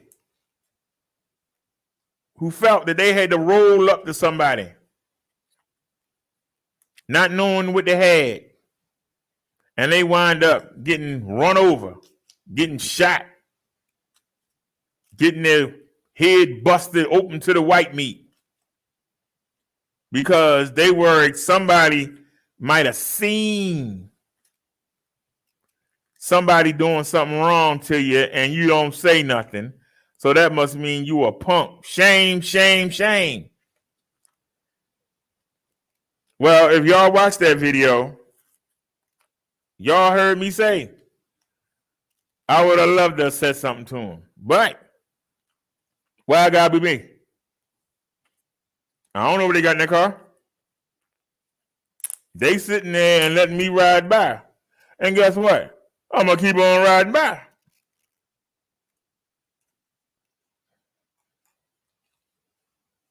Let somebody else, let a pagan, let a Catholic, let a Muslim, let somebody else.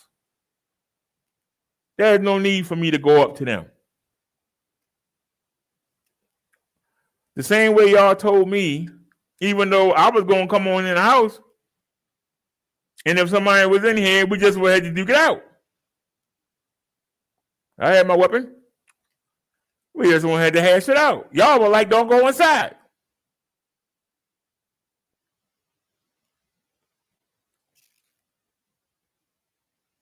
Call the police, let them go in there and check the place out first.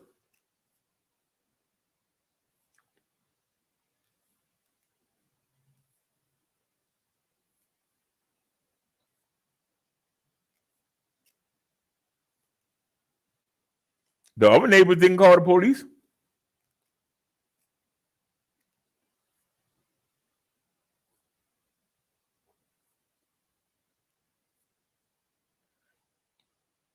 But y'all insisted that I call the police.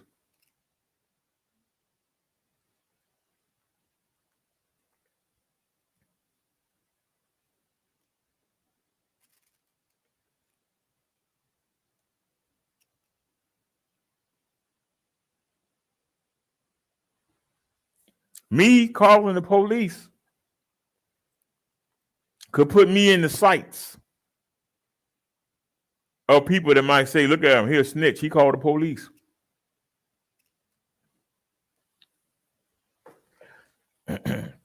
I would say to them people, go to hell.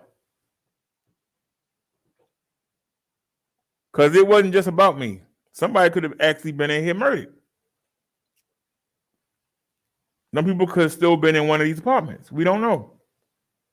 For the safety of everybody in this building, I had the police check this building out. Did that make me a coward? If I had walked in here and there were people in here with guns and they were killing people, I would look real stupid for listening to people I don't know who might say, oh, you was a chump for calling the police. Screw you. You was a chump for not calling them. They should have been here when I got here.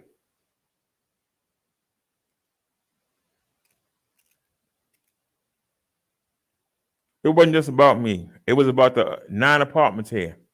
Somebody had a problem with one.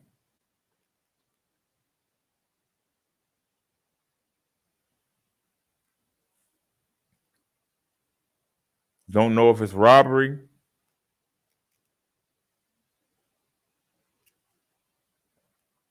Don't know what apartment it was.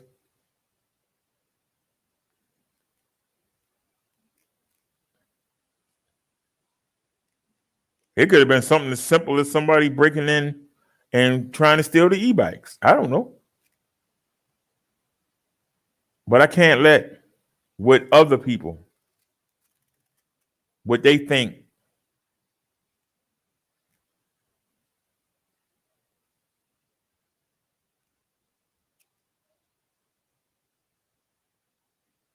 the dude ran a stop sign and saw me let 2 cars go by and said, screw him. If he don't get out my way, he gonna get run over. Even though he got the right of way. Then had the nerve to pull over and wait for me to come up to see if I would say something. It would be stupid for me to pull up to them and stop. The same way it would be stupid for me to see what happened at the house and walk inside, not knowing what I'm walking into. It would be stupid, idiotic, dumb. But you got people that's making you do dumb things, because if you don't, they're going to say you're a coward. They're going to say you a wuss.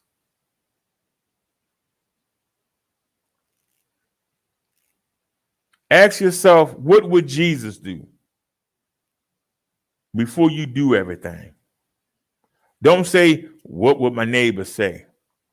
Don't say, what would my coworkers say? Don't say, what would my family say? Don't say, what will my husband or wife say? Don't say, what will my kids say? Say, what does Jesus say? What would he say in this situation? What would he do? And that's the behavior and that's the action that you take.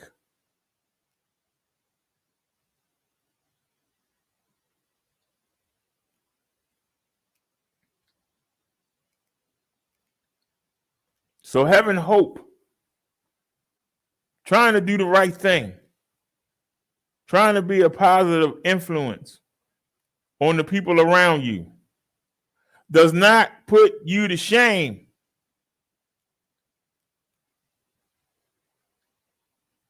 It makes you stand out. And it makes people who in front of other people might try to put you down, but they know it's something different about you. It's something positive about you. It's something strong about you. People that just go along with what everybody say, those are the weak people. But yet you want to dress like them. You want to talk like them.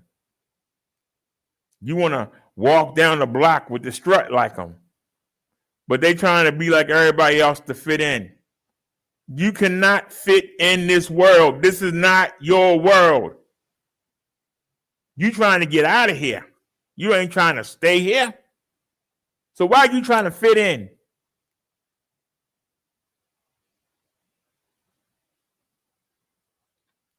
I used to love to go to the car washes. Almost every car playing the same song.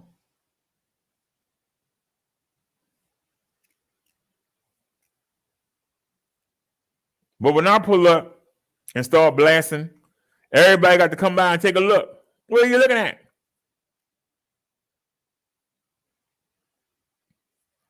They come take a look because they want to know what the heck is he playing. That's something different. But more importantly, who has the courage to not come here and play the current songs? Who has the cojones to stand on their own?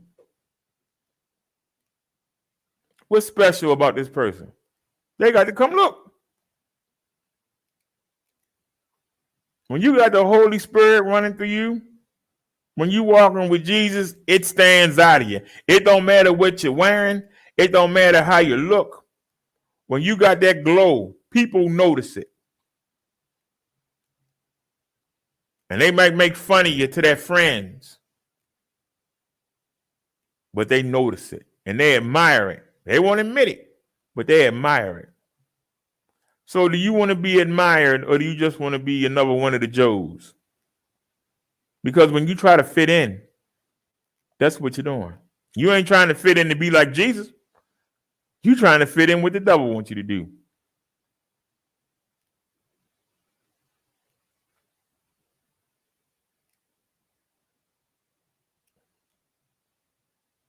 So suffering produces perseverance, character, and hope.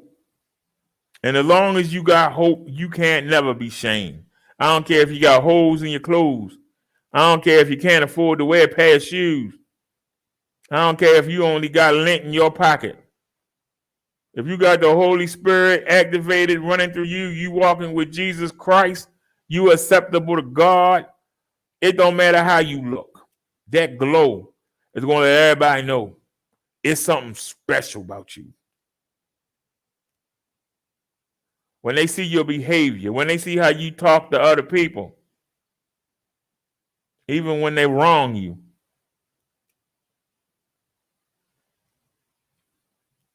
Y'all saw me in the market. That man disrespected me and didn't know I was standing behind him. I was getting ready to kick him right out that chair.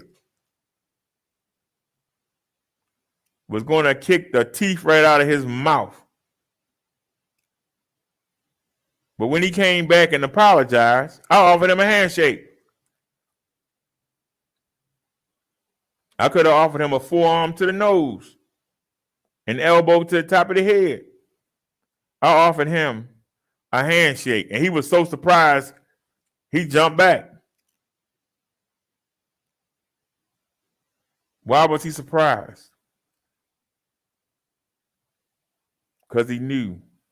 First off, when he saw us flying around the store, even though we didn't, even though he never gave up the power chair, he saw us flying around the store.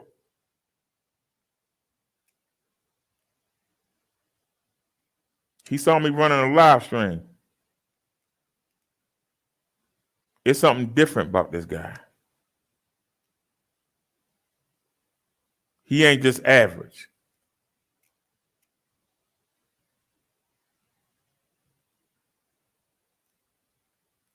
But I made him shake my hand.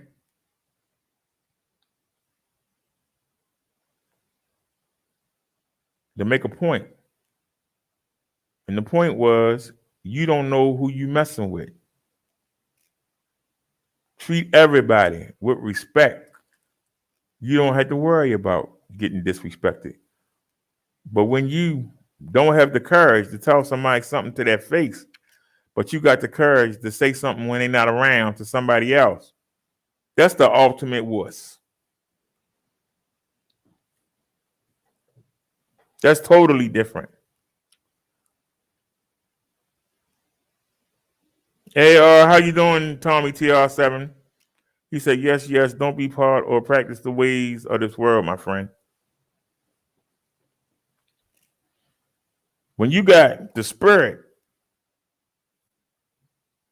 of God, and we all have it, but we're not paying attention to it. We're not using it. We're not embracing it. We pushing it down because we got the spirit of the devil in our mind. He constantly telling us to say the stupidest stuff, to do the stupidest things, and we listen to it. And we think we're going to get accepted. Y'all been sitting in school. Y'all trying to learn a lesson from the teacher, and somebody got to start shooting spitballs. Somebody got to start making jokes and talking about people. Start making fun of the teacher. And y'all sitting there trying to learn. But nobody tell the bully to shut up. Nobody got the courage to tell him, if you don't like it, why don't you get out? Go out there in the yard or something and do all that mess. We trying to learn here. Nobody had the balls to do that. And when somebody stand up and they get tired and they say, why don't you cut it out, man? We trying to learn. And the bully tell them, all right, I'm going to get you in the courtyard during recess. I'm going to get you. Everybody in that classroom should be standing right next to that person saying, you're going to have to get us too. But no, we'll sit there and let the bully beat the guy up. Because we're afraid he's going to beat us up next time. But if you get together and tell that bully you ain't going to stand for it no more, he can't do his bullying. But he got you afraid and got you isolated in your mind. That even though it's 30 y'all in the class, it's only one of him. He got you scared. He might have an older brother that's at the same school. He might have a cousin that walk home the same way you do. So you're afraid.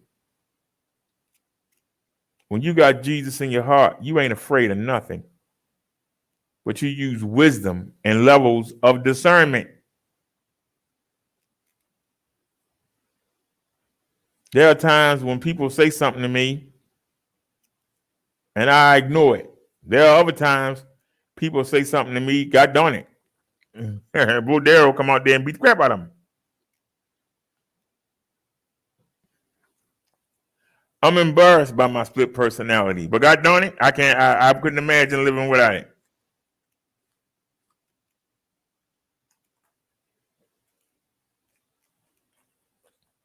Ain't nothing wrong with being humble and keeping your mouth shut and just walking away.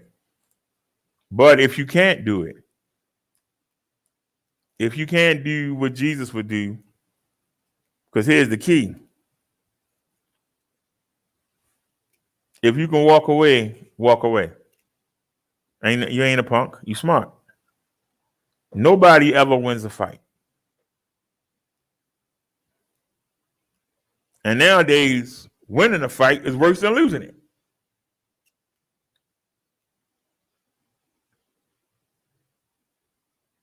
If you win the fight, the people around the person who you beat up is going to rag them so much, they feel they got to come back. So people can start ragging on them, and they're going to go get a weapon. They might come back and kill you, even though you won. So what did you win?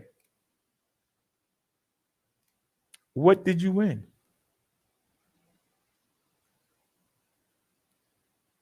Losing the fight, people that see you get beat up know they can think they can beat you up. And then they're going to try you. So you don't win. When you win, you lose. And when you lose, you lose. So why does everybody like to fight so much? Because they want to intimidate you. They want you to be afraid of them. I tell you what they're afraid of. They're afraid to straighten up and bring Jesus in their life. Because they'll do everything but that. Oh, no. Don't read me no scripture. Oh, it's kryptonite. Oh. But they can go out there and fight up and down the street. Don't ask me to forgive somebody. But they ain't got no problem slinging drugs. I'm not going to help nobody. But if somebody fall out in the middle of the street, they ain't got no problem taking their wallet and their watch. Won't call 911, won't help them out, but they'll take the wallet and the watch. Keep on moving.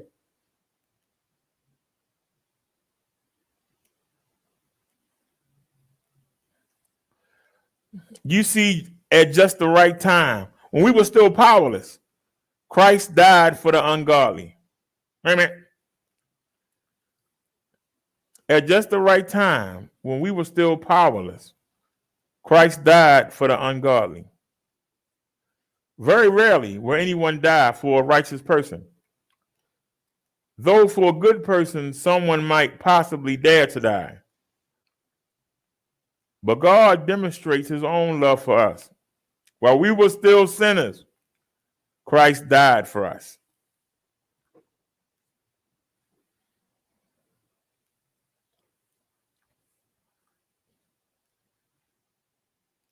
People think too much of themselves.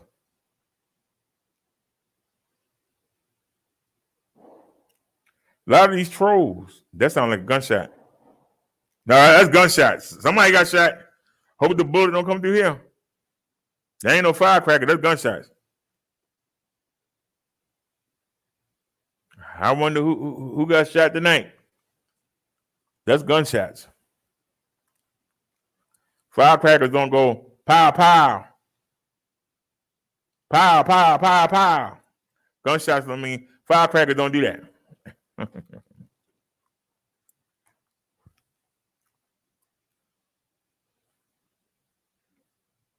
We're not gonna let that stop us. I'm not shot. Oh, where's the cat at? Where you at, Davey?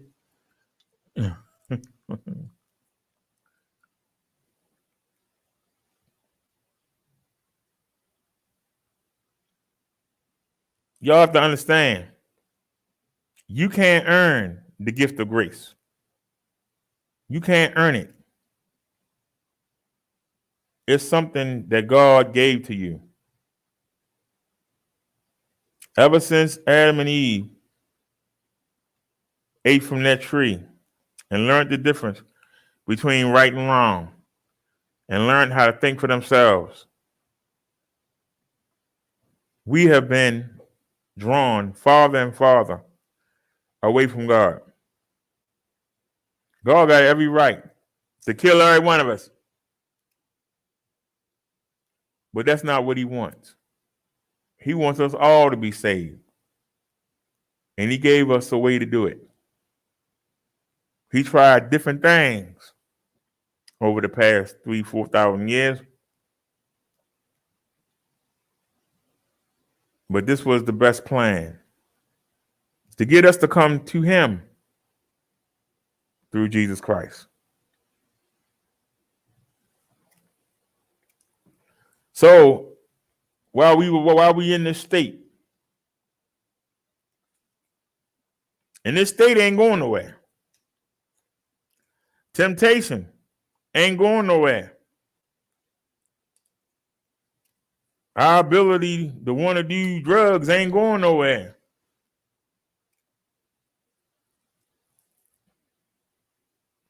Our discrimination of people that's not like us, it ain't going nowhere.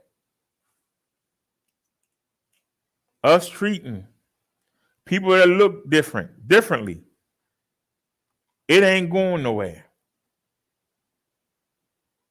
Unless you let Jesus into your heart, soul, and mind, you will continue to live for this world. And as long as you are worshiping, caught up, admiring things on this world and not God and Jesus, you're lost. But God gave you a way to come back for free.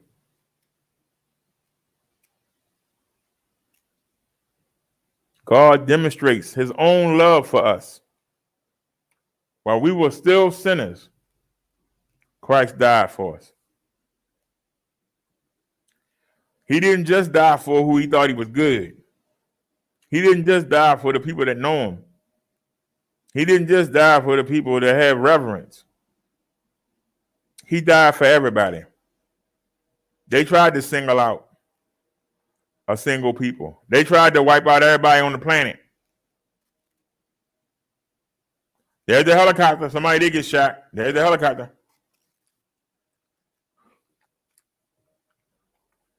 Y'all hear it flying by.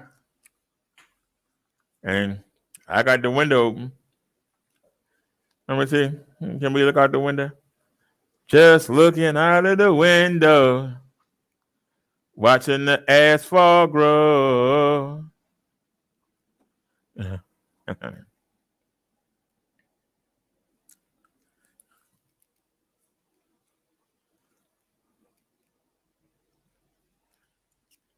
While we were still sinners, Christ died for us.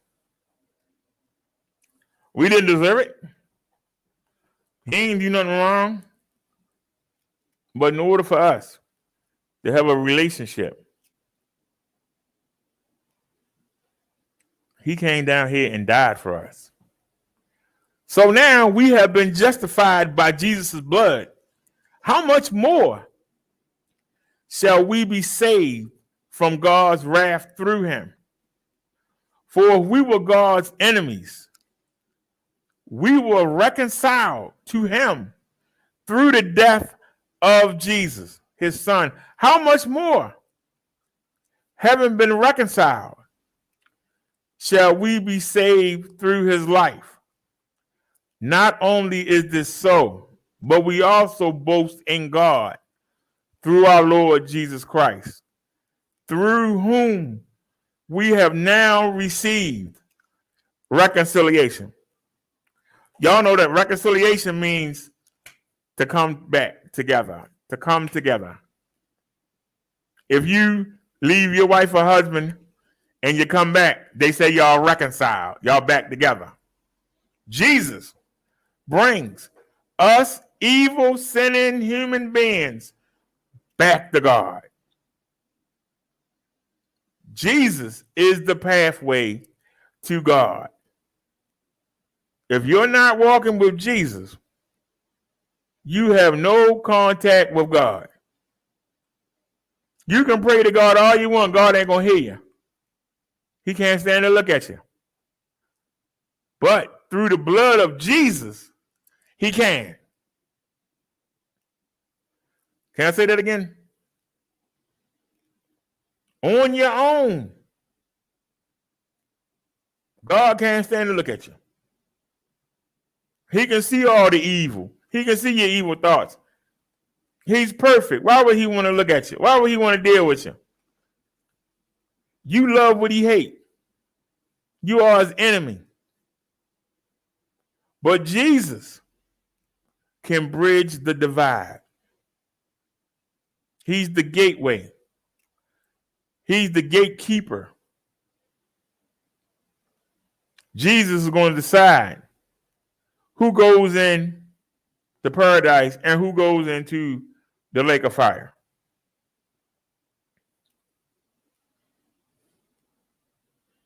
Tommy says, I sure am grateful for Jesus' sacrifice, my friend. People downplay it.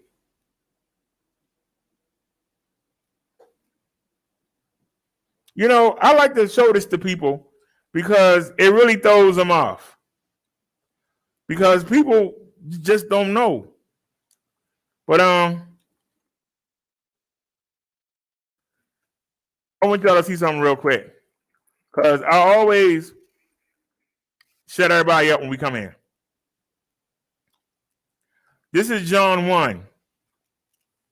We all know that Jesus is called the Word. Jesus is called the Lamb.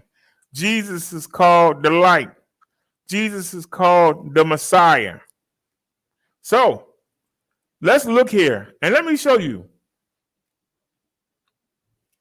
how big what Jesus did for us is. In the beginning was the Word. I just told you the Word was Jesus. So in the beginning was Jesus. And Jesus was with God. And Jesus was God. Jesus was with God in the beginning. Through Jesus, all things were made. Without Jesus, nothing was made that has been made. In Jesus was life. And that life was the light of all mankind. The light shines in the darkness, and the darkness has not overcome it.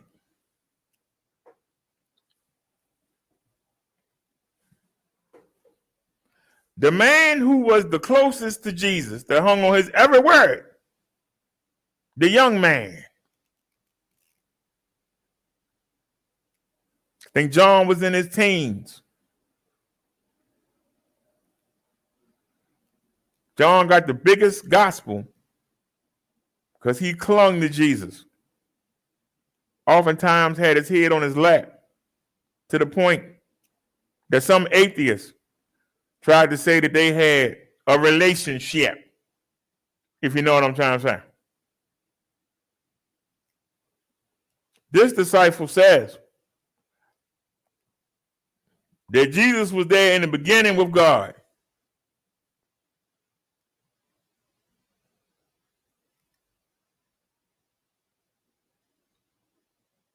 Jesus is called the Word because God said and Jesus did.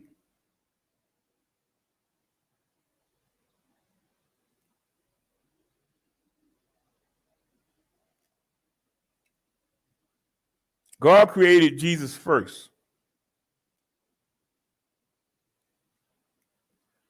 God is perfect. He keeps his hands free like a kingpin. All the soldiers do the dirty work. That's why they can't lock them up.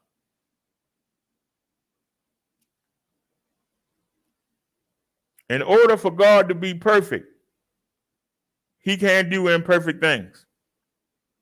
That's what Jesus is for. When you refer to God in the Bible, anywhere in the Old Testament, that's Jesus.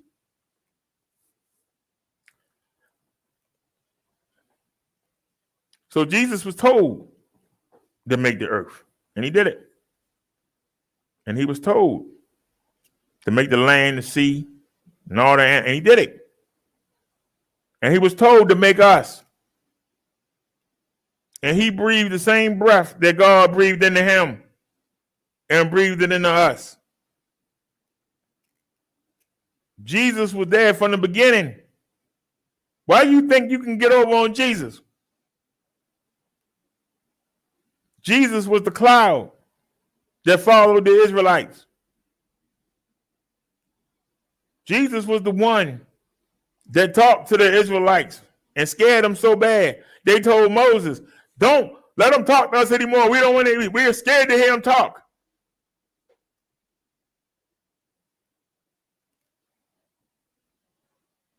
That was Jesus in the burning bush.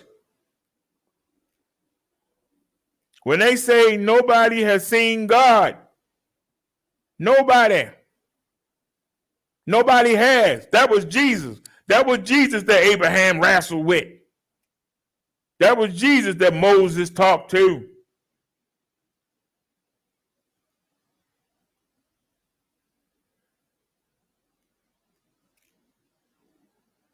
Jesus was with us the whole time.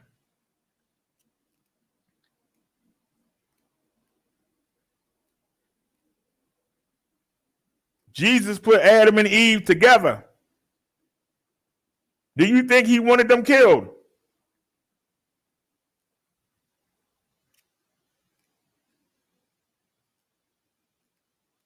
To the point of fooling with Abraham. To the point of fooling with Joseph.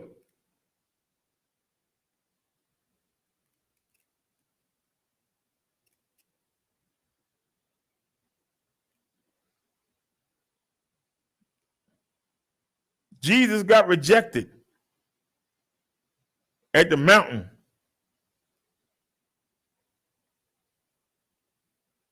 When they gave him the land of the milk and honey, Jesus got rejected again.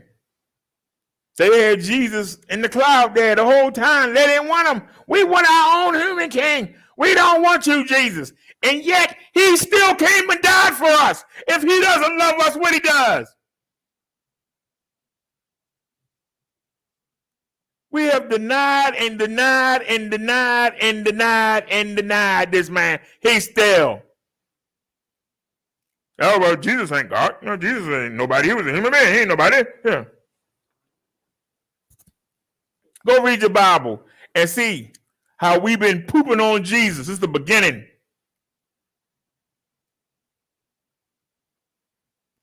And you wonder why God can't stand to be around you? You wonder why he don't want to look at you?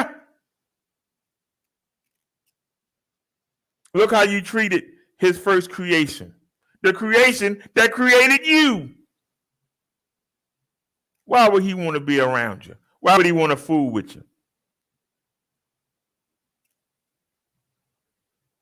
But for some reason, he still longs for a relationship with you.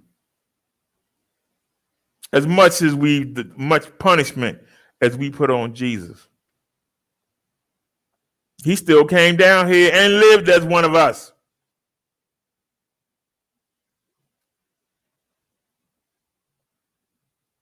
Most of you listening right now, you are an enemy to God and you don't even know it.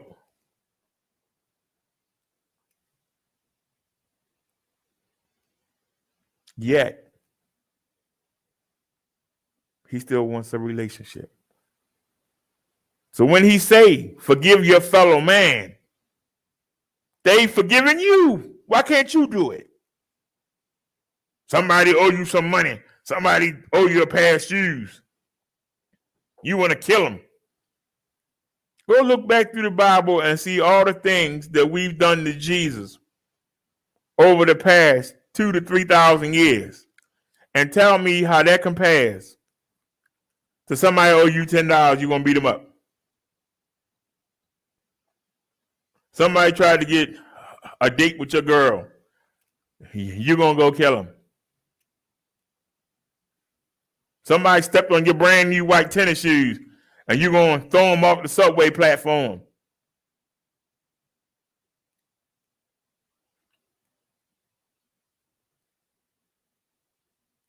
Yeah, well, you know, Jesus asked too much. He want me to forgive everybody. He keep forgiving the stuff we do to him. He will be justified in killing us all.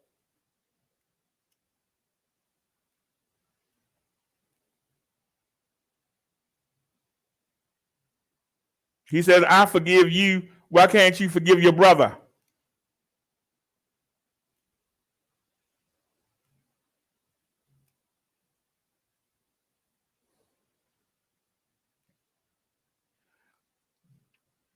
Tommy says, I can't imagine the pain he had to endure for us, my friend.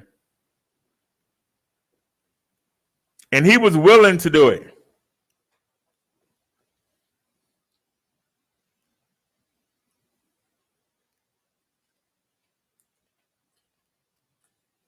They trying to say he's just a man. He wasn't just a man. There's no way. I don't care how good a human being is. You can find something on him. They couldn't find nothing on Jesus.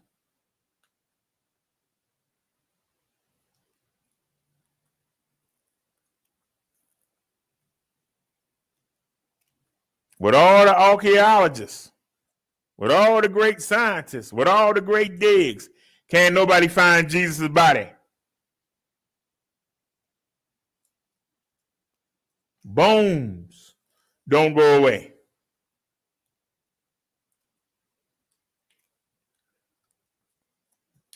How are they finding dinosaurs and all that?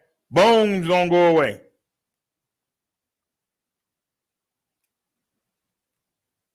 You trying to tell me they ain't found no evidence of Jesus' body?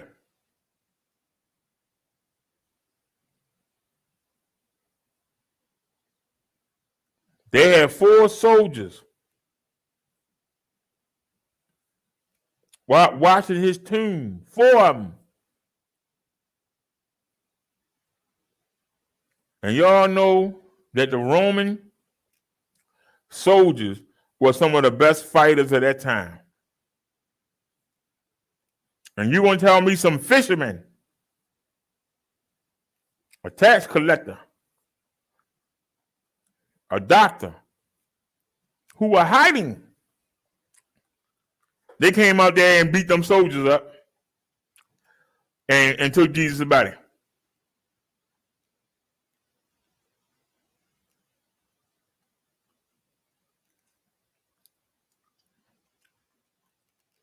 The fact that women are so fewly mentioned in the Bible,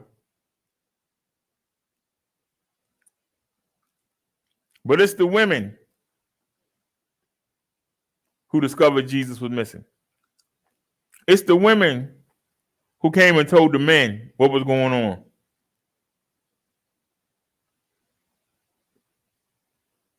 You expect us to believe Mary Magdalene by herself picked up Jesus' body, beat up all the soldiers, and picked up Jesus' body and took it?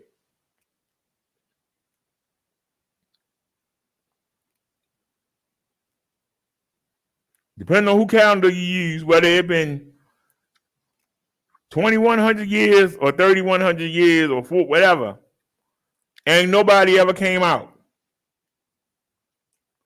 Nobody on that deathbed said, hey, you know, we went and hit the body.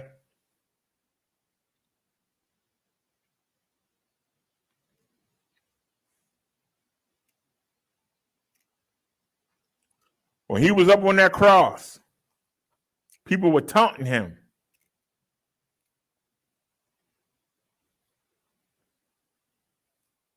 It's almost like the Frankenstein monster taunting Dr. Frankenstein.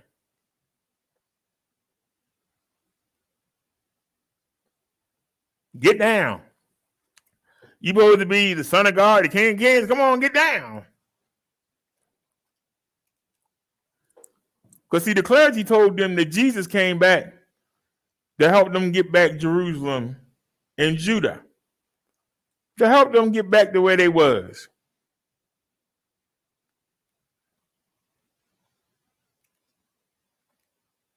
Jesus and God tried so many different ways.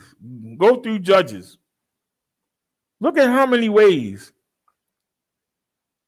they tried to help the Israelites. They can't be helped.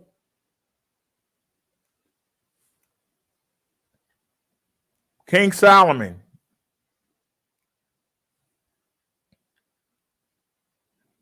they gave him the greatest wisdom ever, the wisest man in the world.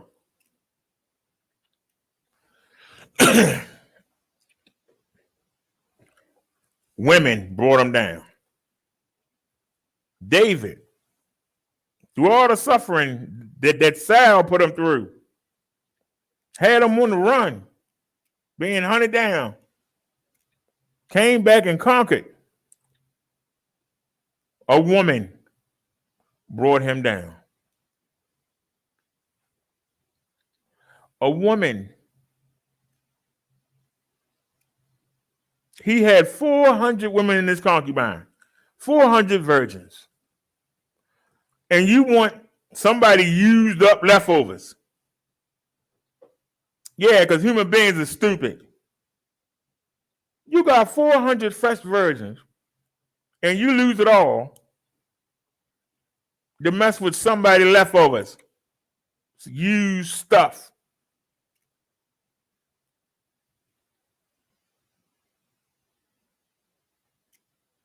Because we're not perfect. We're sinners. We need somebody that's perfect. Jesus was here in the beginning. He's going to be here in the end. You can't bring him no song and dance. You can't bring him no sob story. You can't bring him no excuse that he ain't already seen 50 million times. He ain't already heard. But you think you're going to BS your way into paradise. Somebody talk to me.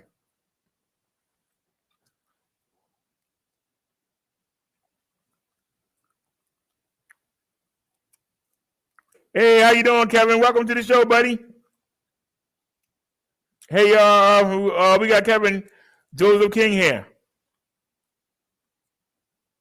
Hayward, California. I knew you was in California. I could tell by the way the houses was in the hills.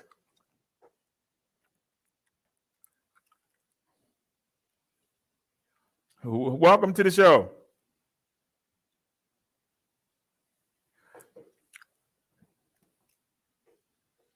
A lot of people keep forgetting how important Jesus is.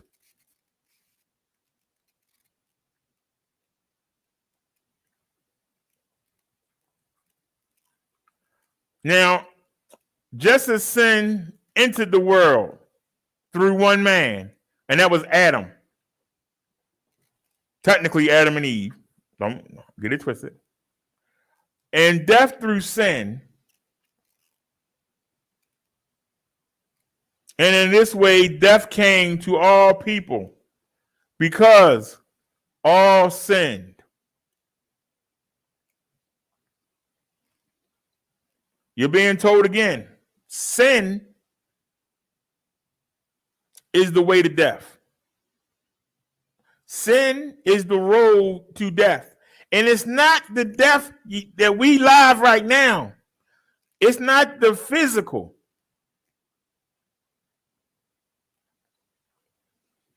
For those of you that's ever had crash test dummies,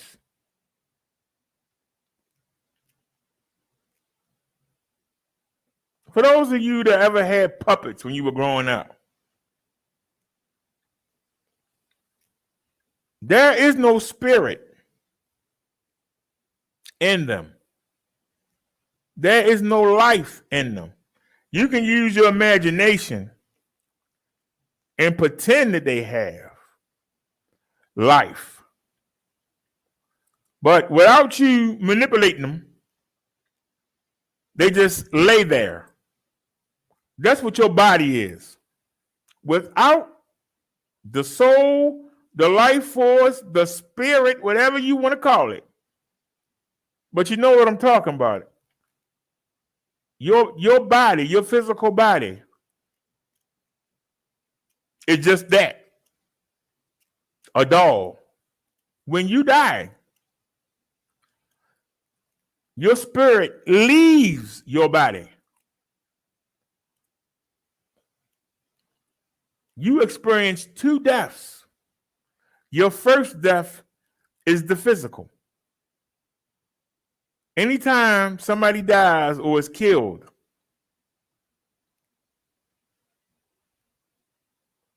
after a period of time, the spirit leaves the body. That's why I tell you, when you do a funeral, the funeral is not for the dead person. It's for the people left behind, because there ain't nothing there but a shell, a puppet, a doll, and human flesh. That's all it is flesh. There's nothing there. You go up there and kiss them and hold their hand. Ain't nobody there. There's nobody home. The lights are on, but nobody's home. The funeral is for the people left behind, especially the ones who have done harm to that person. They're the first ones in the front row. Oh, I'm sorry. All you tried to do for me, I kept letting you down. I'm sorry.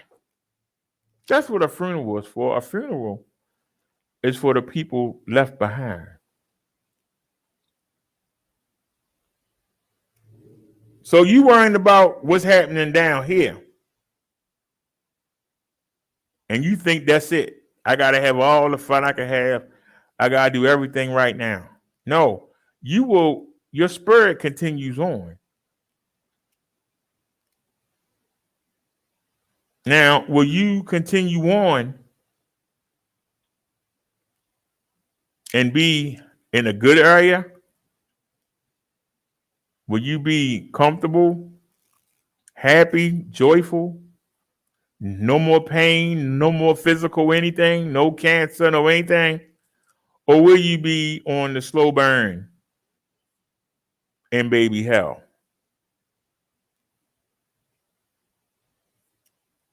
If you're not walking with Jesus Christ, that's where you're going. You're going to be in baby hell, where there's going to be wailing, but you can't see nobody. Where you're on fire, but you don't burn up. Where all you want is a drink of water and somebody to talk to. But there ain't nobody. You can't see nobody. You hear him. You can hear the wailing, but you can't do anything. You want to spend 2,000 years or more. Some people have been down there in that pain.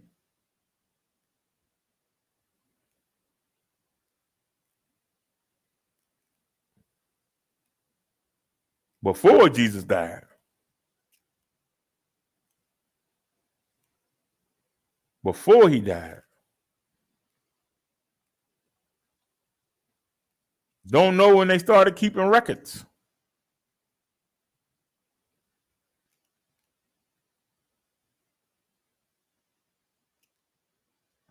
You got to remember, Moses wrote most of the Old Testament, a lot of it.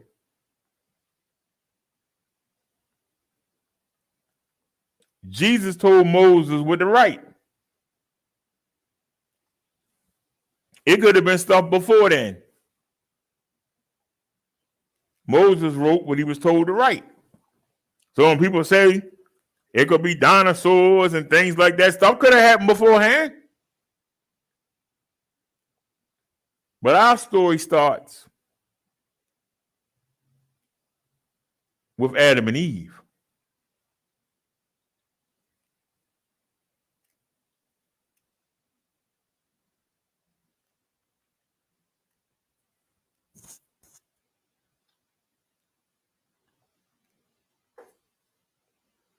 Dinosaurs could have been a mistake.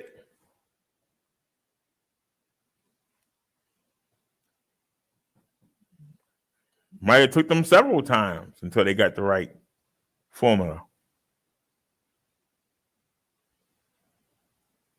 But this was the first time that they made somebody in their image.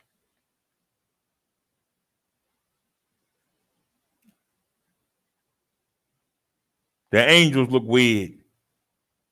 The demons look weird. But we look like God, Jesus.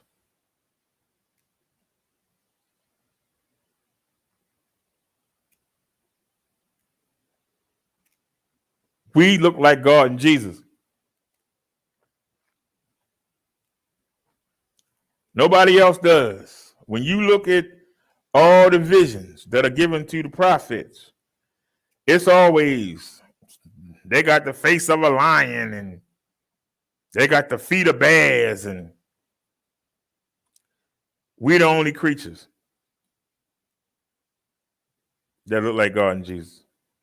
We're the only ones. That's why the devils and the demons hate us so much. We're the only ones that can procreate. They can't procreate. All that power they supposed to have, they can't do anything. If the devil's so smart, him and his demons, they so smart and got all this power, how come they don't have the brain cells to say, you know what? I need to stop. How come they never hit rock bottom? Can't be that smart.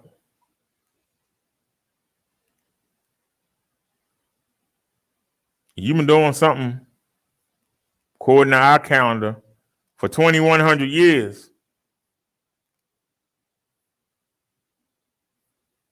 And the end result is still going to be the same. And you don't make no changes. You ain't that smart.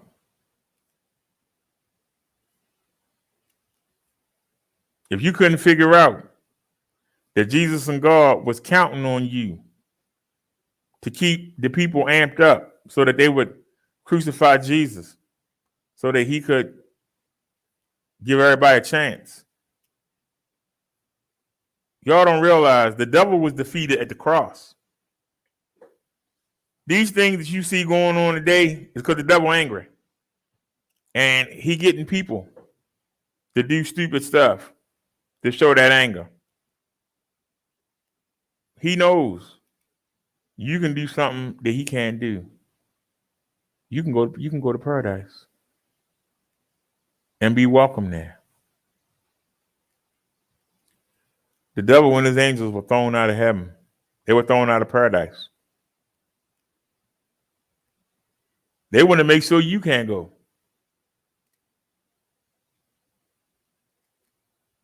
Misery love company. He wants us to join him. Could you imagine being alive that long and you can't even produce a son? And they tried it. That's why we had them giants. They tried it.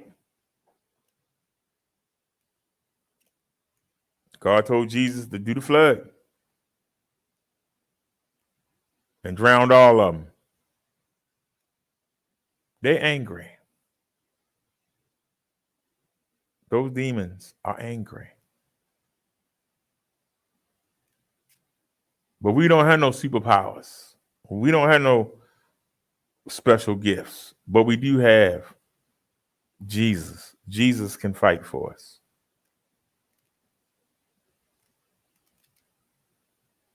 The Bible says, be respectful of the devil. That's very hard when you know how much a sucker he is. Very hard. But when he came to test Jesus, Jesus could have told him, get out my face. But he went on and let himself be tested for our benefit. Jesus could have slapped the taste out of him. I got my face, man. He showed us how to handle the devil. Now, I ain't gonna lie to you. I sometimes I find myself getting on the devil. I'm like, what you fooling with him for? You know where he going, and he can't stop himself. Why do you let him get to you? Why do you let him get to you? It's not easy. When you see stuff that you set up perfectly, it just get knocked down for no reason. And you know that there's no reason for it other than one. But you got to ignore. And I do that battle every day. Because I ain't going to lie to you. If it was possible, if I had the stroke, when it's time for the devil to get into that lake of fire, I like 5 minutes with him. Just regular, no powers. Just regular hand-to-hand combat. I like 5 minutes with him and then throw him in myself. I throw him in for him. Angels ain't got to do it. I throw his butt in there. Just make us have the same power. Don't give him no advantages. Don't give me no advantages. Just mano a mano. He ain't got no heart. I beat the crap out of him. I would take the tar off the back of his neck.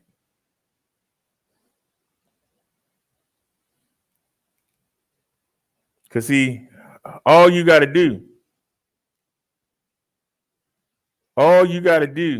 is just think. All you got to do is just think to yourself. All the things that he's done to you, your family members, all the roadblocks that's been set up, all the human beings that he brought to hurt you, to slow you down. Just take that energy and put it in a ball and just unleash it.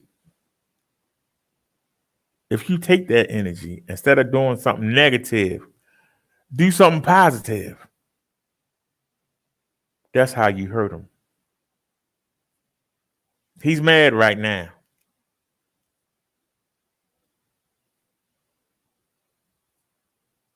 We on late, but we on. The truth is getting out. I guarantee you, almost every popular YouTuber is probably on right now. He ain't went and got his children. Come live. We were doing the show yesterday. I saw 2 YouTubers come live that normally don't come live this time of night. They just came live. Who told them to go live? I'm not stupid. But you have to just ignore the things sometimes. You know, you see it and it's hard to ignore it, but don't be distracted by it. Because that's all it is. It's a distraction. I want to keep you from walking with Jesus. I don't care what you do. You can go to church. You can work at the orphanage. You can go out there and save lives, but don't walk with Jesus. And don't tell nobody to walk. As long as you don't tell nobody, you don't convince nobody, you don't bring the truth out. I don't care what he don't care what you do.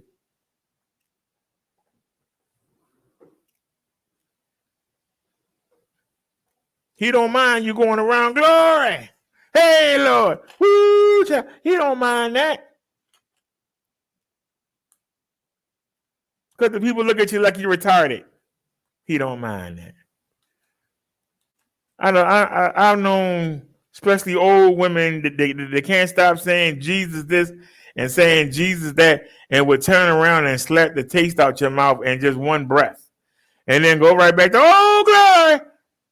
Woo, child, look what you made me do. Ain't nobody make you do anything. You wanted to do it. That's the one thing you got to understand. Nobody can make you do anything. The devil has no power over you. No demon has any power over you. No human being has any power over you unless you let them. You have to let them.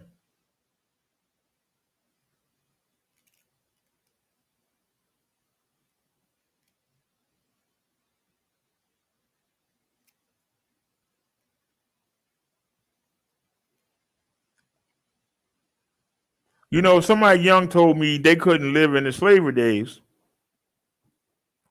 because somebody would have tried to whip them and they'd beat the crap out of them. Well, he's right. You have to be willing to let somebody whip you.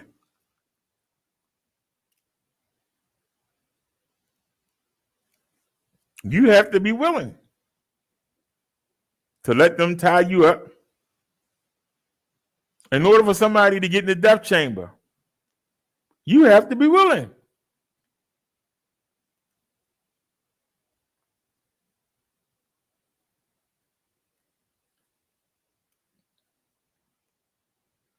See, if I was ever on death row, I'd get my last meal.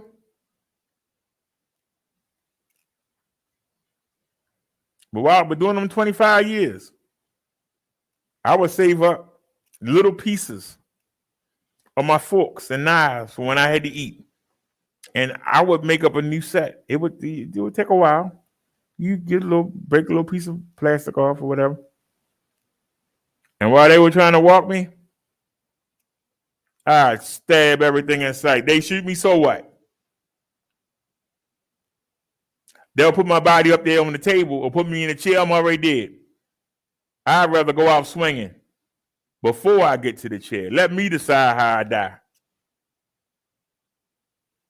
In order for them to execute you, you have to allow them. Y'all understand? So don't tell me the devil made me do it. No, he didn't. You wanted to do it. You deep down wanted to do it, and you just let him convince you with that voice in your head that you should do it. That woman looks so good, and he treat her so bad.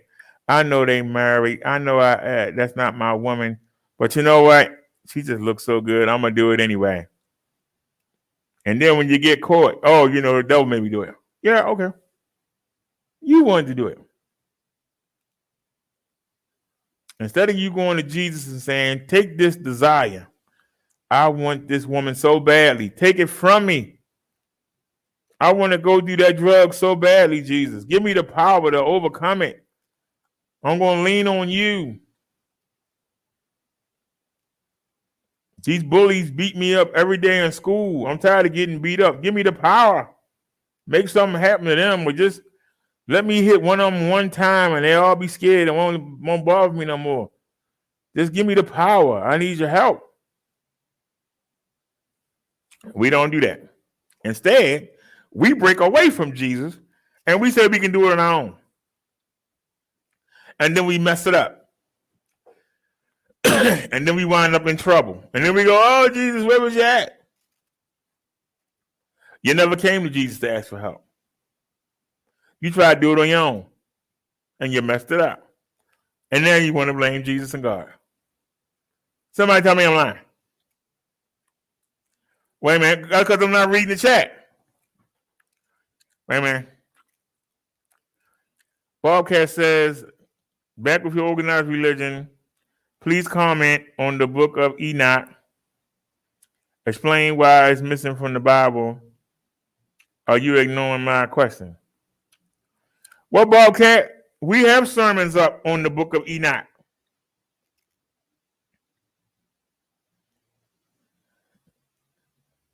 We got sermons up on the book of James. I believe we got a sermon up on St. Peter. I think we did a sermon on the first Eve, supposedly. Her name starts with an M. My memory serves me. But if you want us to devote a show to the book of Enoch,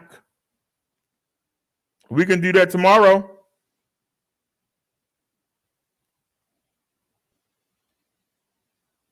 Hello, Bobcat. If you want us to do a show on the book of Enoch, we can do that tomorrow.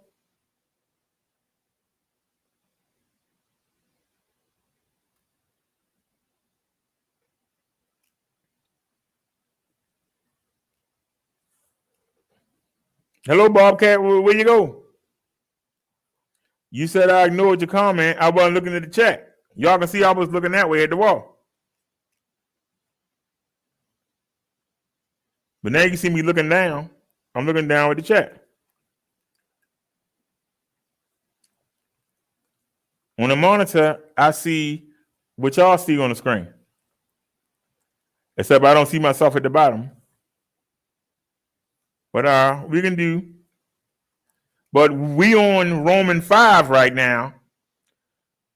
Why are you trying to change the topic? We can do the book of Enoch tomorrow. But right now we're on Romans 5. Particularly 8.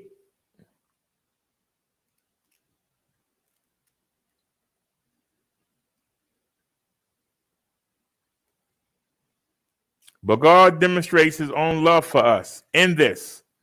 While we were still sinners, Christ died for us.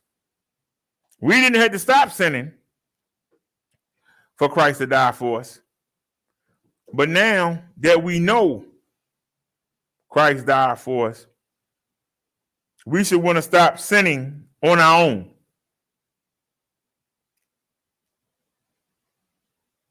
And look to his example.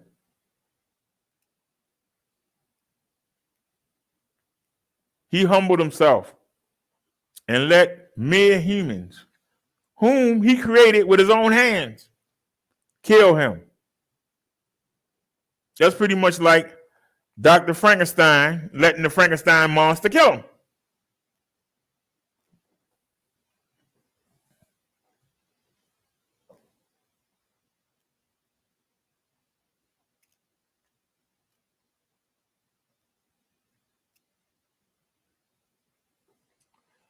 So death through Adam, life through Christ. There's only ever been 2 perfect men. Back then, women didn't count, so nobody said anything.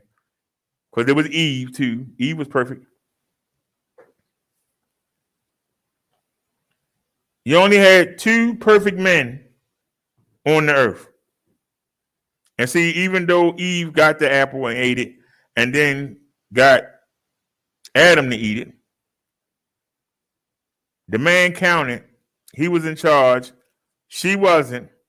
So he bears the responsibility. Let's cut that off right there. Only 2 perfect men have ever been walked on the face of this earth. 2, Adam and Jesus. Those only 2 perfect men. When Adam bit that apple, he brought sin into the world. For that sin to be stopped, to be put in check, another man that was perfect had to take the place of it.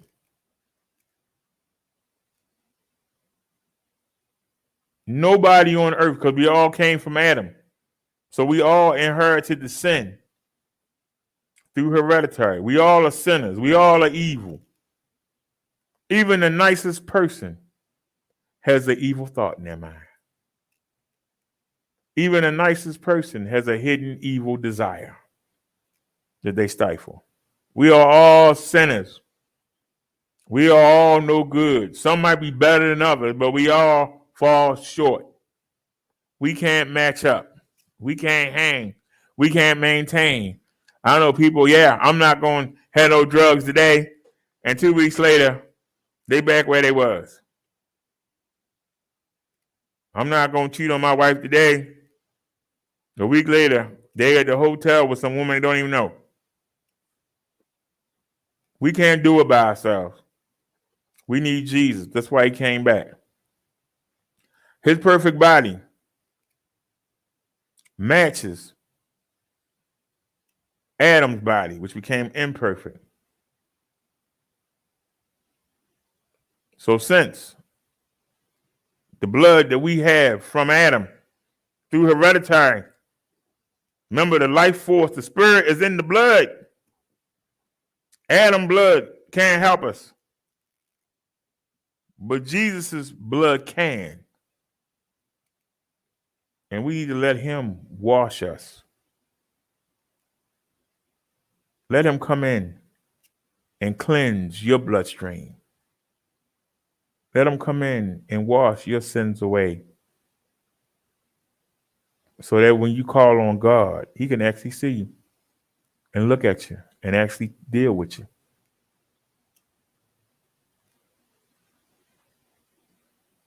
A lot of people don't understand that.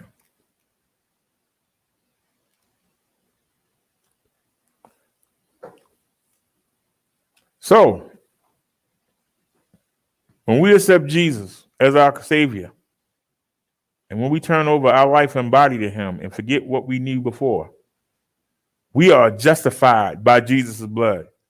We are justified.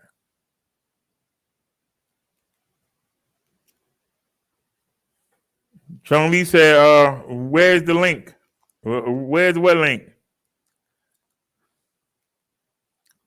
He's asking about the book of Enoch. It's a lot of books. The book of Mary Magdalene, the book of James. It's a story that Jesus was in hell. It's a whole lot of books.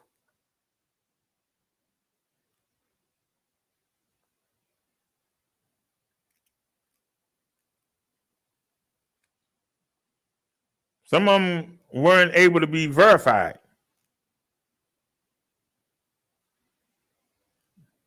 Some of them were left out for different reasons. We've looked at them. I don't have a problem with looking at them.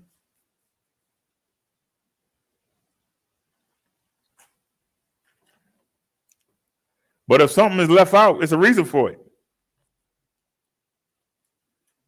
Why have these books withstood the test of time, but the other ones hadn't? But we'll look at them. If you want a different spin, see, it's the people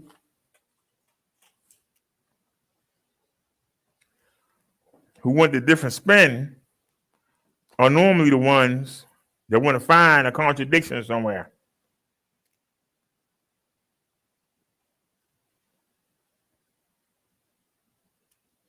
To justify them doing evil things. Well, you know, in the book of James, this and the end.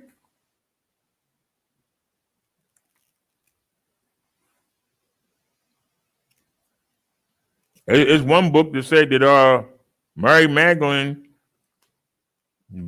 was beating up the disciples and running them.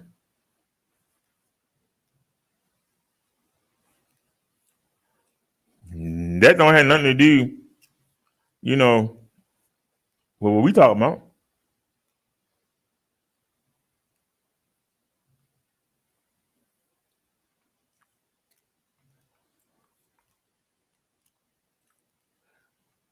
So sin entered the world through Adam and death through sin. So see, we wasn't supposed to die.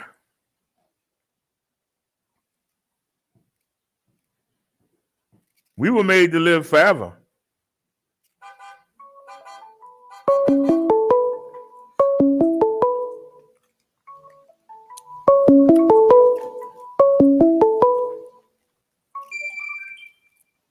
Hello? Hello? Hello? Hello? Hello? Can you hear me? I might have to call back in. I don't know if anybody can hear me or not. Can you hear me? Well, come on the panel. I'm feeling some kind of way. I'll call back in. All right, call on the panel. I'll make it easy. Let me go here. Where is she?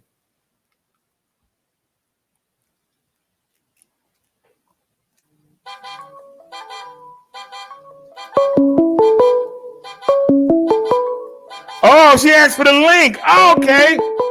Wait a minute. My bad.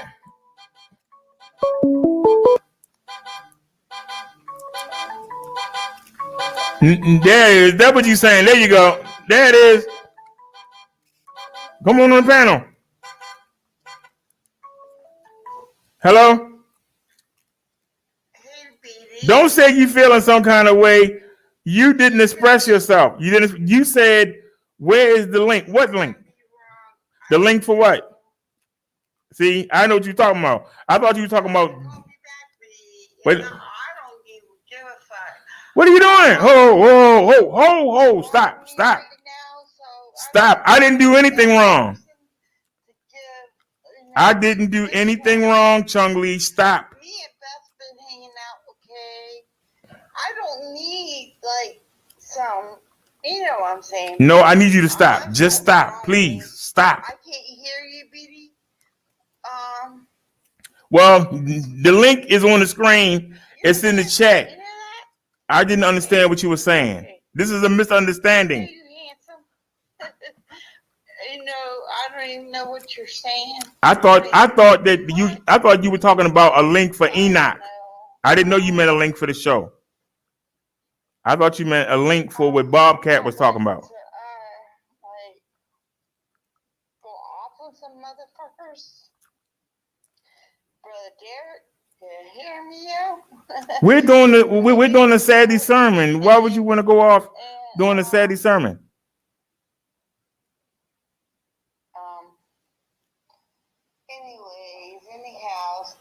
Chung Lee's about to, like, I'm just like, you know, I'm eating some chicken salad right now.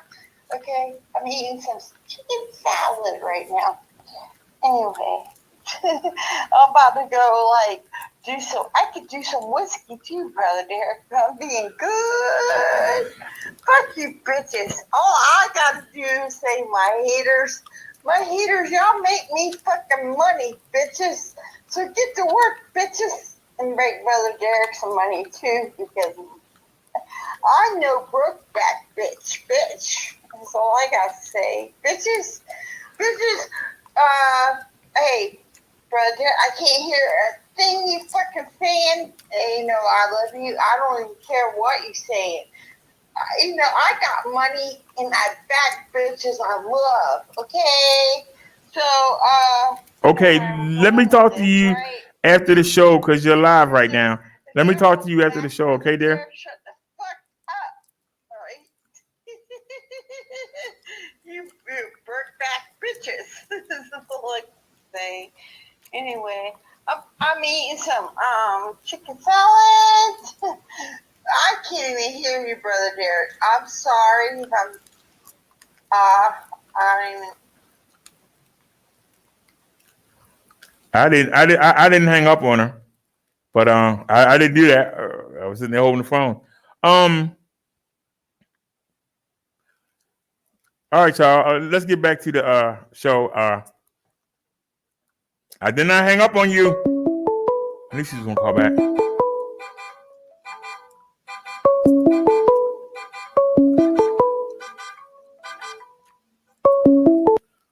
Hello. Excuse me while I'm smacking. This shit's good, Brother Derek. Brother Derek, I can't hear you. I'm doing the sermon. Hello. Hello? I'm smacking. Wait a minute. Hold on a second. I'm eating me some fucking chicken. The phone not responding. Anyways. Wait a minute. Okay, so let me call her back. Come on, phone, before she call me back. Hurry up. So I can call her back. Okay. Call. Okay. All right, now we calling her. Hey, Hello. All right, can you hear me now? I hear you. Yes. Okay, Chung Lee, Mm-hmm. I'm doing the Saturday sermon. Okay. Excuse me. So can I call you back after the show is over, and we can talk? If you want to, I'm sorry if I bothered you, but You're not bothering me, but we're doing the sermon, and you're cussing and stuff. Oh, I did not mean to cuss and stuff. I apologize to everyone that's listening. Brother, I apologize. I really apologize. And we accept your apology. Please accept my apology. I don't mean it. I don't mean to hurt nobody. So like I say, Okay, I'm gonna let me hang finish the out sermon up, then. and you have fun with Beth, Okay. and then I'll call you. Yeah, me and Beth was dancing out back. Yeah, no, her daughter was hurt, and I like that. I'm gonna, But anyway, we'll talk later. Okay. Mwah! Mwah. Bye, Bye-bye. people. Tony I says love bye, everybody. y'all. Just you love y'all. All righty. Bye-bye.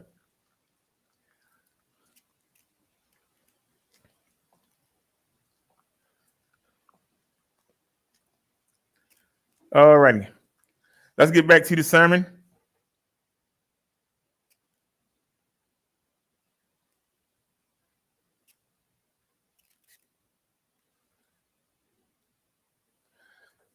All right. We keep coming back to the same verse 12. Therefore, just as sin entered the world through one man, and death through sin, and in this way, death came to all people because all sinned. So sin entered this planet through Adam, and everybody that came after him inherited that sin. We are all sinners. I don't care where you live. I don't care what you have. I don't care who you know. I don't care what you study. You're a sinner because you got it from your daddy. If you alive today, at some point, somehow, some way, you related to Adam. Somehow. Eve is your mother, and Adam is your daddy. And you got sin in you. And sin leads to death because it separates you from God. God cannot stand sin. So if you want to live forever, and I don't mean just when you die down here, but if you want to go on forever, you have to try not to sin. And when you do, you have to go and you have to apologize and repent and mean it. Not just say, I'm sorry and keep doing it.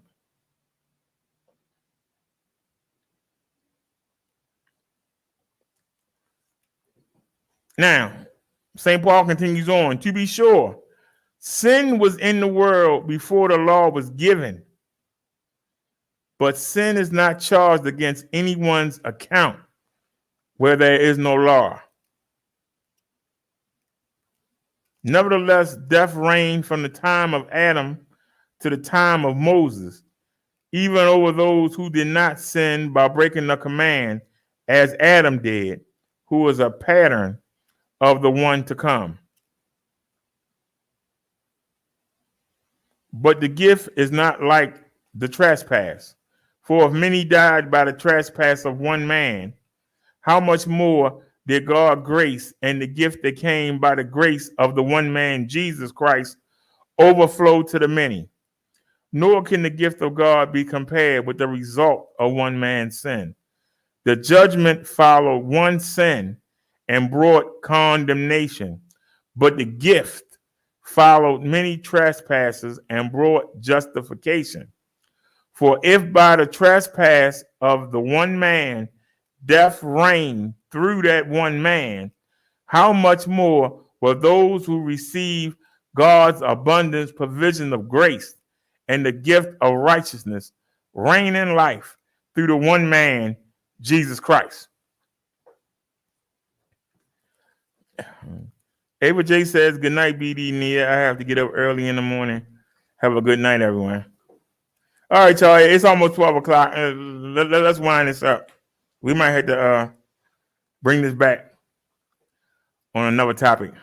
But tomorrow we're going to do the Book of Enoch. So if anybody got any links on the Book of Enoch, you're welcome to send them.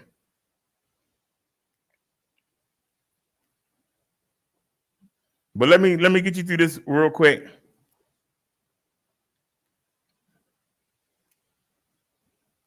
Adam's trespass, Adam's mistake, allowed sin to come into the world.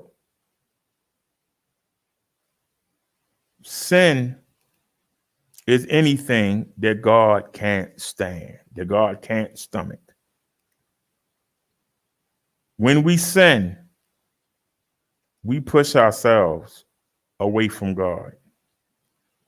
Whether it's a big sin or a small sin, sin is sin. Well, I only slapped him. I could have shot him. It's still a sin. See, we try to make it seem not so big. To God, it's a big deal. We try to downplay it. This is the point I want to get across. Adam's mistake has caused a lot of people to die. Jesus' sacrifice is going to save a lot more. You know about it now. Are you going to allow yourself to die spiritually? Or are you going to reign and live forever with no pain, no agony, no stress, alongside Jesus Christ and God?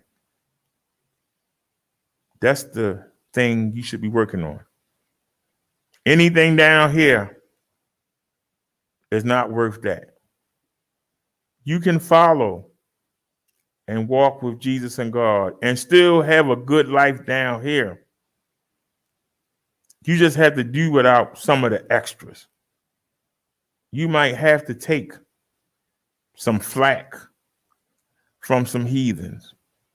You might be made fun of and called, oh, look at the Bible toting, scripture quoting dweeb. Look at the church nerds.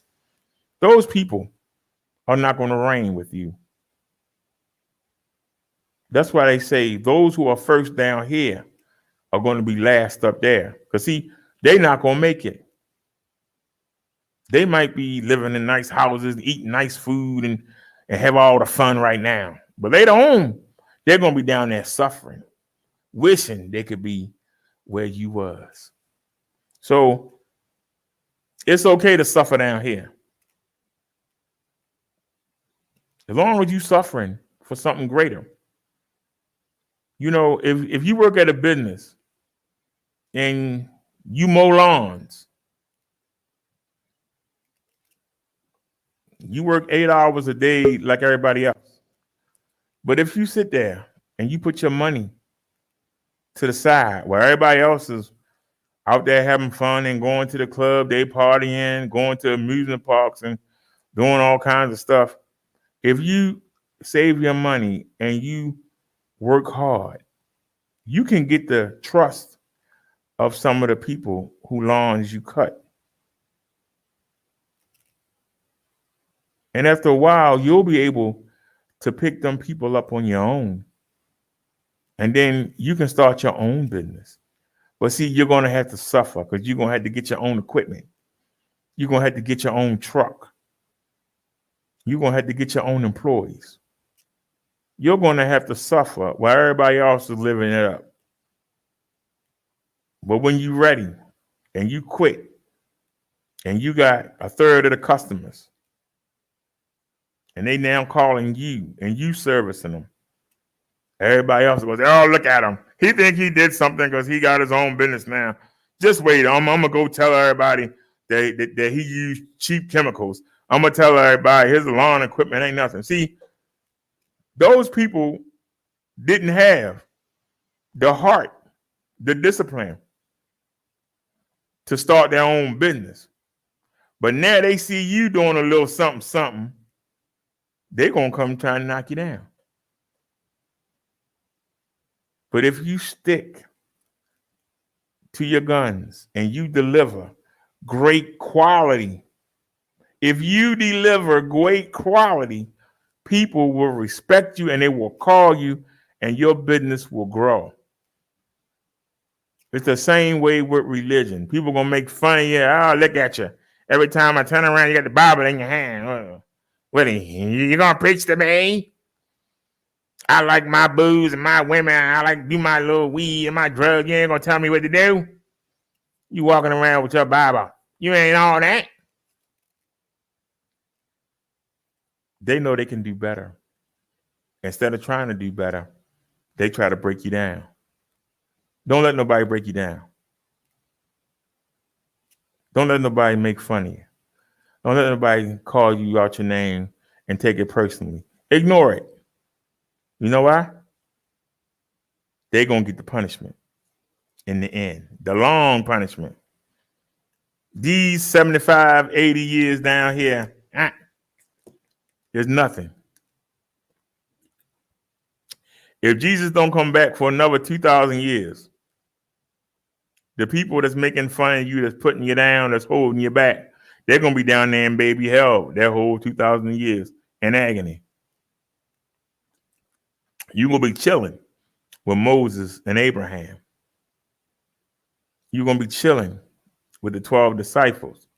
You're going to be chilling with St. Paul and Mary Magdalene. They're going to be down there in agony. And it ain't going to be no 70, 80 years. It's going to be thousands of years. They're going to have plenty of company down there with them because all they're going to hear is wailing and crying and wishing and sadness. You're going to be living it up. Let that power you through. Think of that when people start to put you down. Think of that when you see somebody who you know don't deserve to be ahead of you or over you. Just let them know. Just remember that word from the Bible. Those that are first now will be last at the end. And the end is thousands of years. Now it's just 80 or less. Some people might live to be 100. Some might live to be 110. Very few. You got to have very good genetics. But just think about it. There was a point in this world where people were dying at 35. But now with healthcare, we're living longer. So just keep in mind. Stop worrying about the flesh.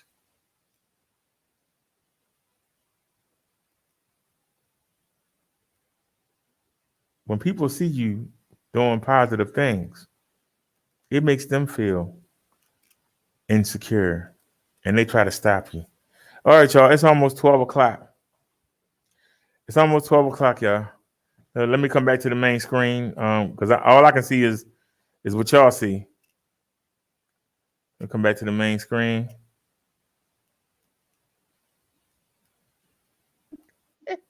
Hello? Hey, Hey, I just came back to the main screen and saw you. yeah, you see me now? Yeah. Hold up.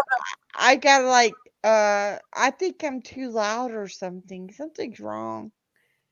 Can you hear me good? Because I'll well, mute myself or something. No, I hear you.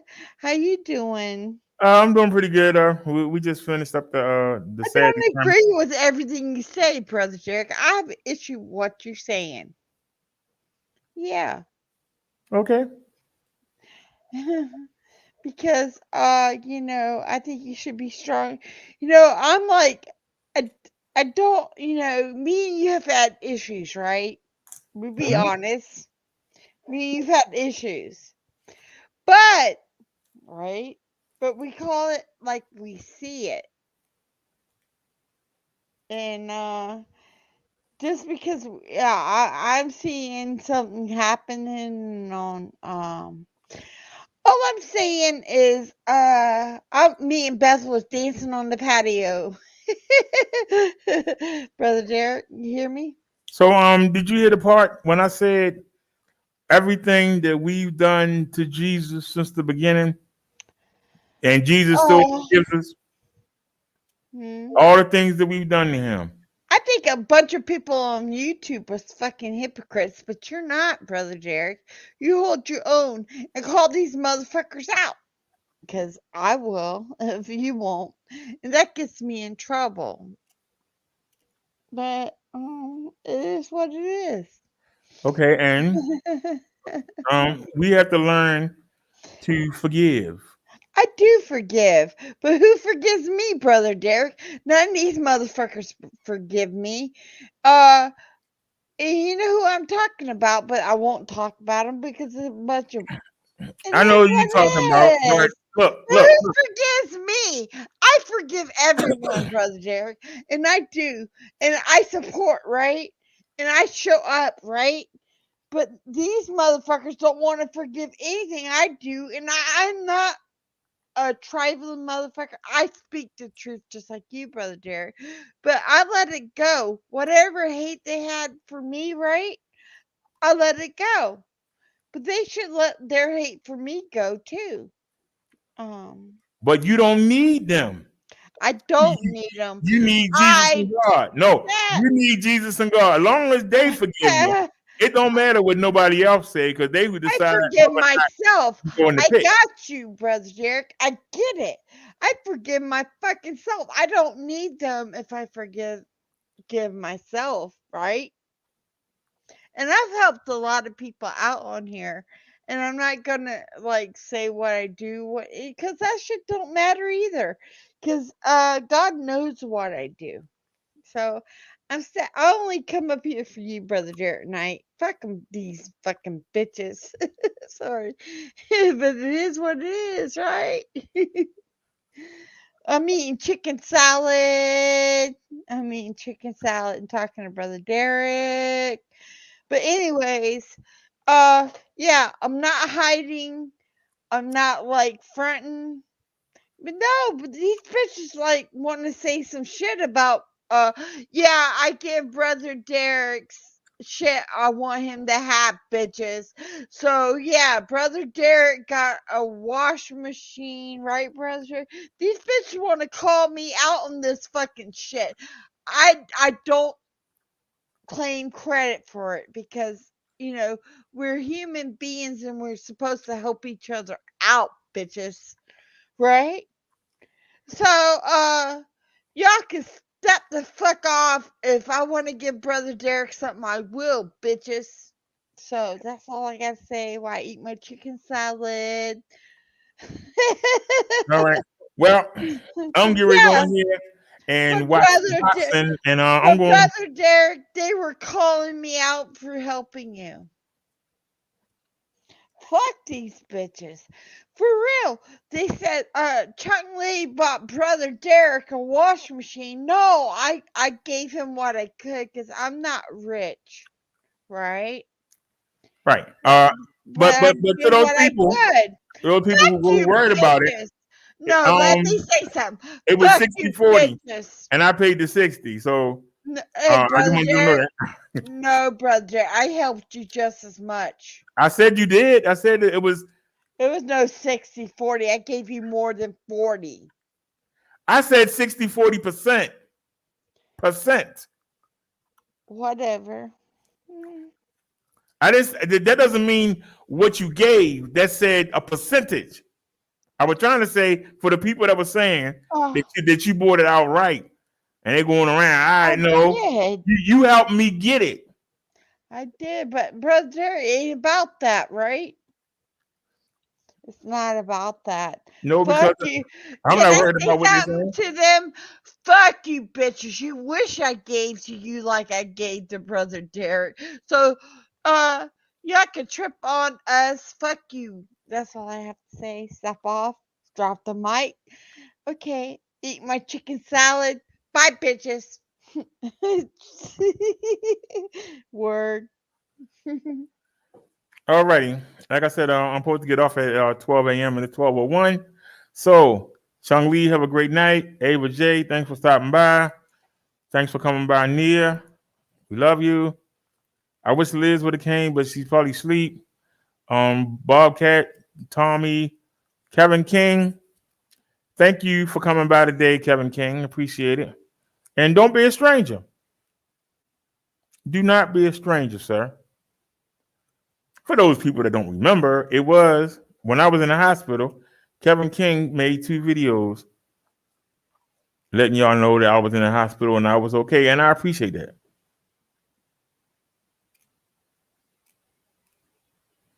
I appreciate that. Because we didn't know if you watched or not, but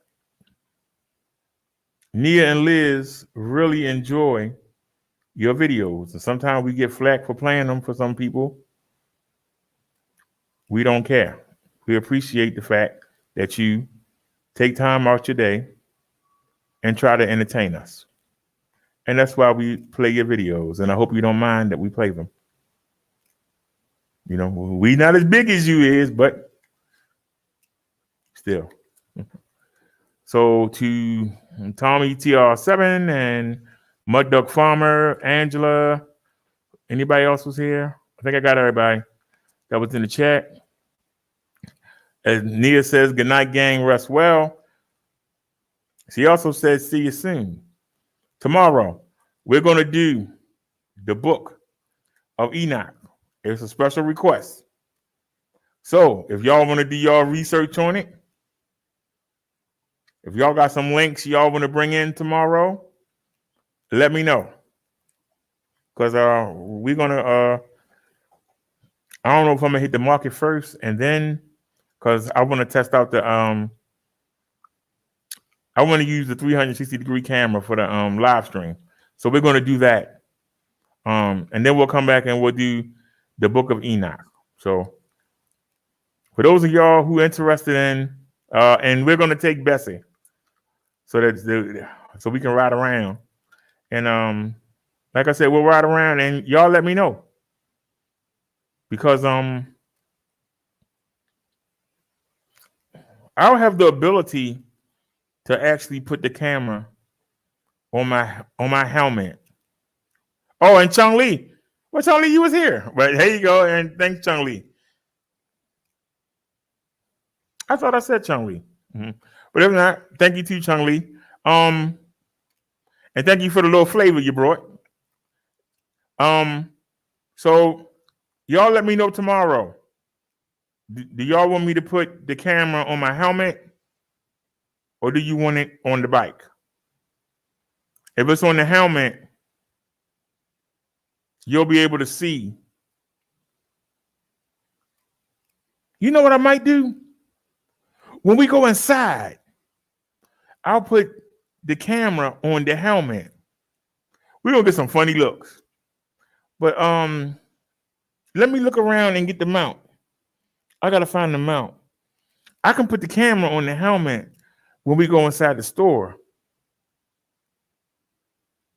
Y'all hear what I'm saying? So that way you'll get to see everything. And like if I get the power chair, I'll be sitting down, and so you'll get the whole. I won't be in the picture at all, and you'll be able to see everything. Great idea. And we'll be live, and you'll be able to pan around and look at what you want to look at. So y'all have a great night. Thanks for watching. I appreciate you. Couldn't do it without you. Y'all have it. Take it easy. And we are out. I'm gonna go cook me some chicken and have me some salad. I'm about to go test my sugar again. I hope. No, I don't want it to go lower than 109. 109 is great. So, see, I need to shave. I'm looking kind of rough here. But all right, y'all have a good one, and we out. Peace, everybody.